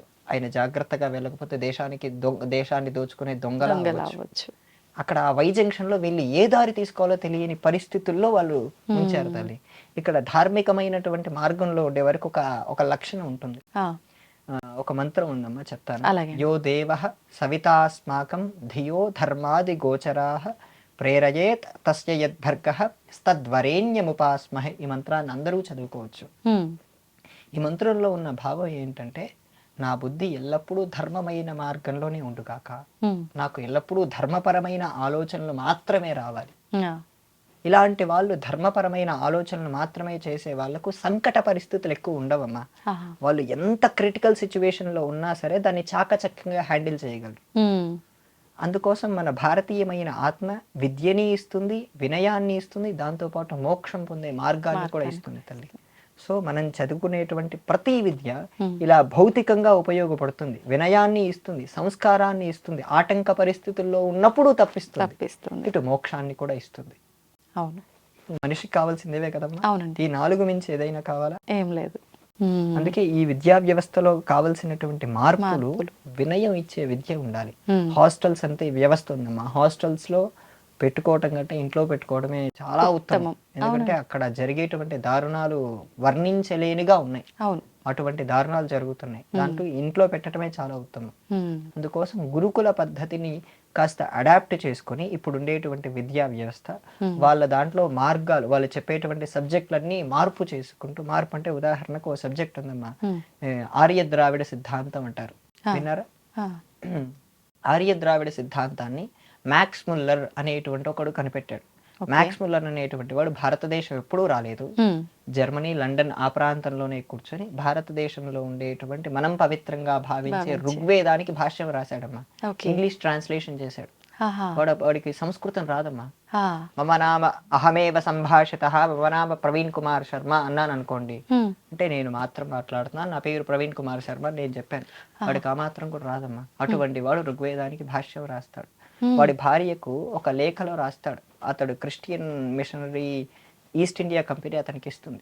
ఏం చెప్తాడంటే, మనం ఆఫ్రికాలో ఉండే వాళ్ళందరినీ మతం మార్చడానికి మనకు 200 ఏళ్ళు పట్టింది. భారతదేశంలో 400 ఏళ్ళైనా వాళ్ళు క్రిస్టియన్లుగా మార్చుకుపోవటానికి కారణం వాళ్ళకుండే సంస్కృత జ్ఞానమే. ఇక్కడ అందరికీ సంస్కృతం సూక్ష్మమైన పరిజ్ఞానం కొంచెమైనా ఉండేదమ్మా. ఆ పరిజ్ఞానంతో ఎవడేం చెప్తున్నాడనే విధానం ఉండేది. అటువంటి వాళ్ళందరూ ఈ ఆర్య ద్రావిడ సిద్ధాంతం అనే దాన్ని విభజించారు. ఆర్యులు అనేవారు ఎక్కడి నుంచో ఇండో యూరోపియన్ నుంచి వచ్చి ఇక్కడ ఉండేటువంటి ద్రావిడ్ని చంపేసి ఇక్కడ ఉండేటువంటి ద్రావిడ్ల పైన ఆధిపత్యం చెలాయించి ఇక్కడ ఉన్నారని వాళ్ళు ఒక సిద్ధాంతం తీసుకొచ్చారు. దీని గురించి ఎంతో మంది పరిశోధన చేసి ఇది నిజం కాదు, ఇది తప్పని చెప్పి తేల్చారు. జైపూర్లో ఒక ఆయన డేర్ కూడా చేశారు, ఎవరైనా సరే ఆర్య ద్రావిడ సిద్ధాంతం అని నిరూపిస్తే 2 కోట్లు ఇస్తానన్నారు. ఇప్పటికీ ఆ వీడియో యూట్యూబ్ లో ఉంది. ఒక కాంక్లేవ్ పెట్టి చెప్పారమ్మా. ఓకే. సో అటువంటివన్నీ ఇంకా పాఠ్యాంశాల్లో బోధించబడుతున్నాయి. అది సత్యం కాదు, తప్పు అని చెప్పినప్పటికీ బోధించబడుతున్నాయి అంటే వాళ్ళని ఎంత రాంగ్ ట్రాక్ లో తీసుకెళ్తున్నారో గమనించండి. అవును, ఇటువంటి మార్పులని మనం తీసుకొచ్చి మన విద్యా విధానాన్ని వాళ్ళు కాస్త మోడ్రన్ గా చేయమనండి. ఎందుకంటే ప్రతిదీ పాతకాల పద్ధతిగా తీసుకొస్తే ఇప్పుడు వాళ్ళు అంత అడాప్ట్ చేసుకోవడం కష్టమే. అందుకు దాంట్లో ఉండేటువంటి తత్వాన్ని పట్టుకొని దాన్ని ఇప్పటి కాలంలో ఎలా అందించాలో నా దగ్గర ప్లాన్ కూడా ఉందమ్మా, నేను చెప్పడానికి సిద్ధంగా కూడా ఉన్నాను. ఆ వ్యవస్థని ఎలా చేయాలన్న దాని గురించి కూడా నేను కొద్ది రోజుల పాటు దీని గురించి తెలుసుకొని దాని సేకరణ కూడా చేసి పెట్టుకున్నాను. సో మనకు ప్రతి దాన్ని ఎలా చేసుకోవాలన్న విషయాన్ని మనం ఏర్పాటు చేసుకోగలిగితే ఈ విద్యా వ్యవస్థలో ఇటువంటి మార్పులు కావాలి తల్లి. అవునండి. ఆ మార్పులు వచ్చినప్పుడు వాడికి ఆత్మహత్య చేసుకోవాలనే ఫీలింగ్ కలగకూడదు. లవ్ లోనో లేదా ఎక్కడైనా మోసపోతే ఈ విద్య అతన్ని కాపాడుతూ ఉండాలి. అందుకే మాకు పాఠశాలలో ఉన్నప్పుడు వినయం, సంస్కారం వల్ల మేము ఎటువంటి పరిస్థితి వచ్చినా సరే గాయత్రి మమ్మల్ని కాపాడుతూ ఉంటుందమ్మా. ఇప్పుడు మాకు 8 ఏళ్ళ 9 ఏళ్ళకే పాఠశాలకు వెళ్ళిపోయినప్పుడు ఉపనయనం చేస్తారు. ఉపనయనం చేసినప్పుడు ఈ గాయత్రి మంత్రం రోజు 3 సార్లు అంటే 300 సార్లు 300 రోజుకి పూటకి 108 సార్లు జపం చేయాలమ్మా. ఇలా చేసేటప్పుడు కాస్త 12-13 ఏ వయస్సు వచ్చేసరికి అతడికి మనస్సులో కామభావనలు పుడతాయి. ఈ లోపే మాకు గాయత్రి ఉండటం ద్వారా ఈ కామభావనలు మాలో పుట్టకుండా మేము వినయంగా సంస్కారవంతంగా పెరుగుతున్నామంటే కారణం ఇదేనమ్మా. ఆ వినయం సంస్కారం ఇక్కడ విద్యా వ్యవస్థలో పోగొట్టుకుంటున్నాం, పోయింది లేదు కూడా. అవురా కదా? ఆ మెకాలే సిస్టమ్ మనకు అంత ఇవ్వటం లేదు. ఆ మెకాలే మనకి ఇవ్వాల్సినటువంటి సిస్టమ్ ఏంటి, అదే బ్యాబింగ్టన్ లార్డ్ మెకాలే సిస్టమ్ ఈ విద్యా వ్యవస్థ ఏర్పాటు చేశారు. ఇప్పటికి అదే కంటిన్యూ అవుతుంది. కొంత మార్పులు చేశారు, ఇంకా చాలా మార్పులు జరగాలి. జరిగితేనే భారతీయ విద్యా వ్యవస్థ పటిష్టంగా మూలాలు పోగొట్టుకోకుండా ఉంటుందమ్మా. నిజంగా వాస్తవం అండి మీరు చెప్పింది. నిజంగా పిల్లలు ఇంట్లో ఉండడం కంటే ఎక్కువ స్కూళ్ళల్లోనే ఉండటం చూస్తున్నాం. తల్లిదండ్రుల కంటే స్నేహితుల ప్రభావం స్నేహితుల పడుతుంది. ప్రభావం ఎక్కువ ఉంటుంది. అలాంటప్పుడు నిజంగా మీరన్నట్టుగా విద్యా వ్యవస్థలో గనక మార్పు వచ్చి, ఇలాంటి మంచి విషయాలు తెలియజేయడం గనక జరిగితే, ఇప్పుడు మనం ఏదైతే ఈ ఇబ్బందులు, ఈ అరాచకాలు, చిన్న చిన్న పిల్లల పైన అఘాయిత్యాలు ఇలాంటివి చూస్తున్నామో, ఇలాంటివి జరగకుండా ఉండే అవకాశం ఉంటుంది. నిజంగా ఒక పద్ధతిలో పిల్లల జీవితం అనేది ఉండటానికి నిజంగా అవకాశం ఉంటుంది. క్లిష్టమైన పరిస్థితి వచ్చింది. ఉమ్, రేపు ఇన్ఫ్లేషన్ వచ్చిందమ్మా. మొన్న అమెరికాలో ఎలక్షన్స్ జరిగాయి. ఉమ్, అంతకుముందు ఆ ప్రభుత్వం ఉన్నప్పుడు 8.7% ఇన్ఫ్లేషన్ ఉంది. ఉమ్, ఆ ఇన్ఫ్లేషన్ ఉన్నప్పుడు ఎంతో మంది భారతీయ విద్యార్థులకు ఉద్యోగాలు పొందలేకపోయారమ్మా. అవును. దాంతో చాలా మంది మానసిక వేదన పడేవారు. విపరీతమైన నాకే చాలా మంది ఫోన్లు చేశారు, ఉద్యోగం చేయాలంటే ఏం చేయాలండి, ఏ పూజ చేయాలండి ఉమ్, అంటే ఏమీ దొరకనప్పుడు ఇటు వస్తున్నారు. గమనించారా? అవును. ఇంకా ఇంకా నాకు అవకాశం ఉద్యోగం లేదు అన్నప్పుడు. లేదన్నప్పుడే దేవుడు గుర్తు రావటం కాదు, నీ నిత్య జీవితం అది అయిపోయి ఉండాలి. అటువంటి సందర్భంలో ఉమ్, క్లిష్టమైన పరిస్థితుల్లో సర్కిల్ అయినప్పుడు కూడా మనం జాగ్రత్తగా ఉండాలి. ఉండాలి. అభిమన్యుడు ఆ యుద్ధంలో అంతమంది, ఉమ్, ఎవరు, ద్రోణాచార్యుడు, కర్ణుడు, ఆ లక్ష్మణుడు అంటే ఇతనండి, ఈ దుర్యోధనుడి కొడుకు, ఉహు, వీళ్ళందరూ చుట్టుగా అతనితో యుద్ధం చేస్తున్నారు. అతడు కొంచెం కూడా వెనకలేదమ్మా. ఆ, అతడి వయస్సు అప్పుడు బిలో 16 తల్లి. ఉమ్, అంతా కూడా వెనక్కుండా ఉమ్, ఆ కర్ణుణ్ణి భయపెట్టాడు. ఆ. కర్ణుడు అతడి పైన వెళ్ళలేకపోతున్నాడు. అతన్ని అధర్మంగా చంపారు. అభిమన్యుడిని అధర్మంగా చెప్పారు. ఆహా, ద్రోణాచార్యుడు అతని పైన యుద్ధం చేస్తున్నా అభిమన్యుడు అతన్ని ఓడిస్తూనే ఉన్నాడు. ఉమ్, వీళ్ళు ఎంతమంది ముందుకొస్తున్నా ఒక్కడే ఉండి ఉమ్, ఆ వ్యూహంలో చిక్కుకున్నాడనే భావన లేకుండా చంపారు తల్లి. ఉమ్, ఉమ్, అంటే అతన్ని మోసం చేసి మోసం చంపారు. చేసి చంపారు. లేదంటే అతడు వాళ్ళందరినీ కరెక్టేనా? ఓడించేవాడు. అలా మోసం చేసి చంపడం. చివరికి వాళ్ళందరూ ఏమయ్యారు? ఉమ్, ఏమయ్యారమ్మా? చివరికి సత్యమే తెలిసింది కదా. అవును, అవును. ఇది కూడా అమ్మా, మన విద్యా వ్యవస్థ మనల్ని అభిమన్యులుగా తయారు చేయాలి. ఉమ్, ధన్యవాదాలండి. చాలా మంచి విషయాలు తెలియజేశారు. నిజంగా మీరు చెప్పిన విధానం అయితే నిజంగా చాలా బాగుంది. నిజంగా చూద్దాం ఎలాంటి మార్పు వస్తుందో రానున్న కాలంలో. ధన్యవాదాలండి. నమస్కారం తల్లి.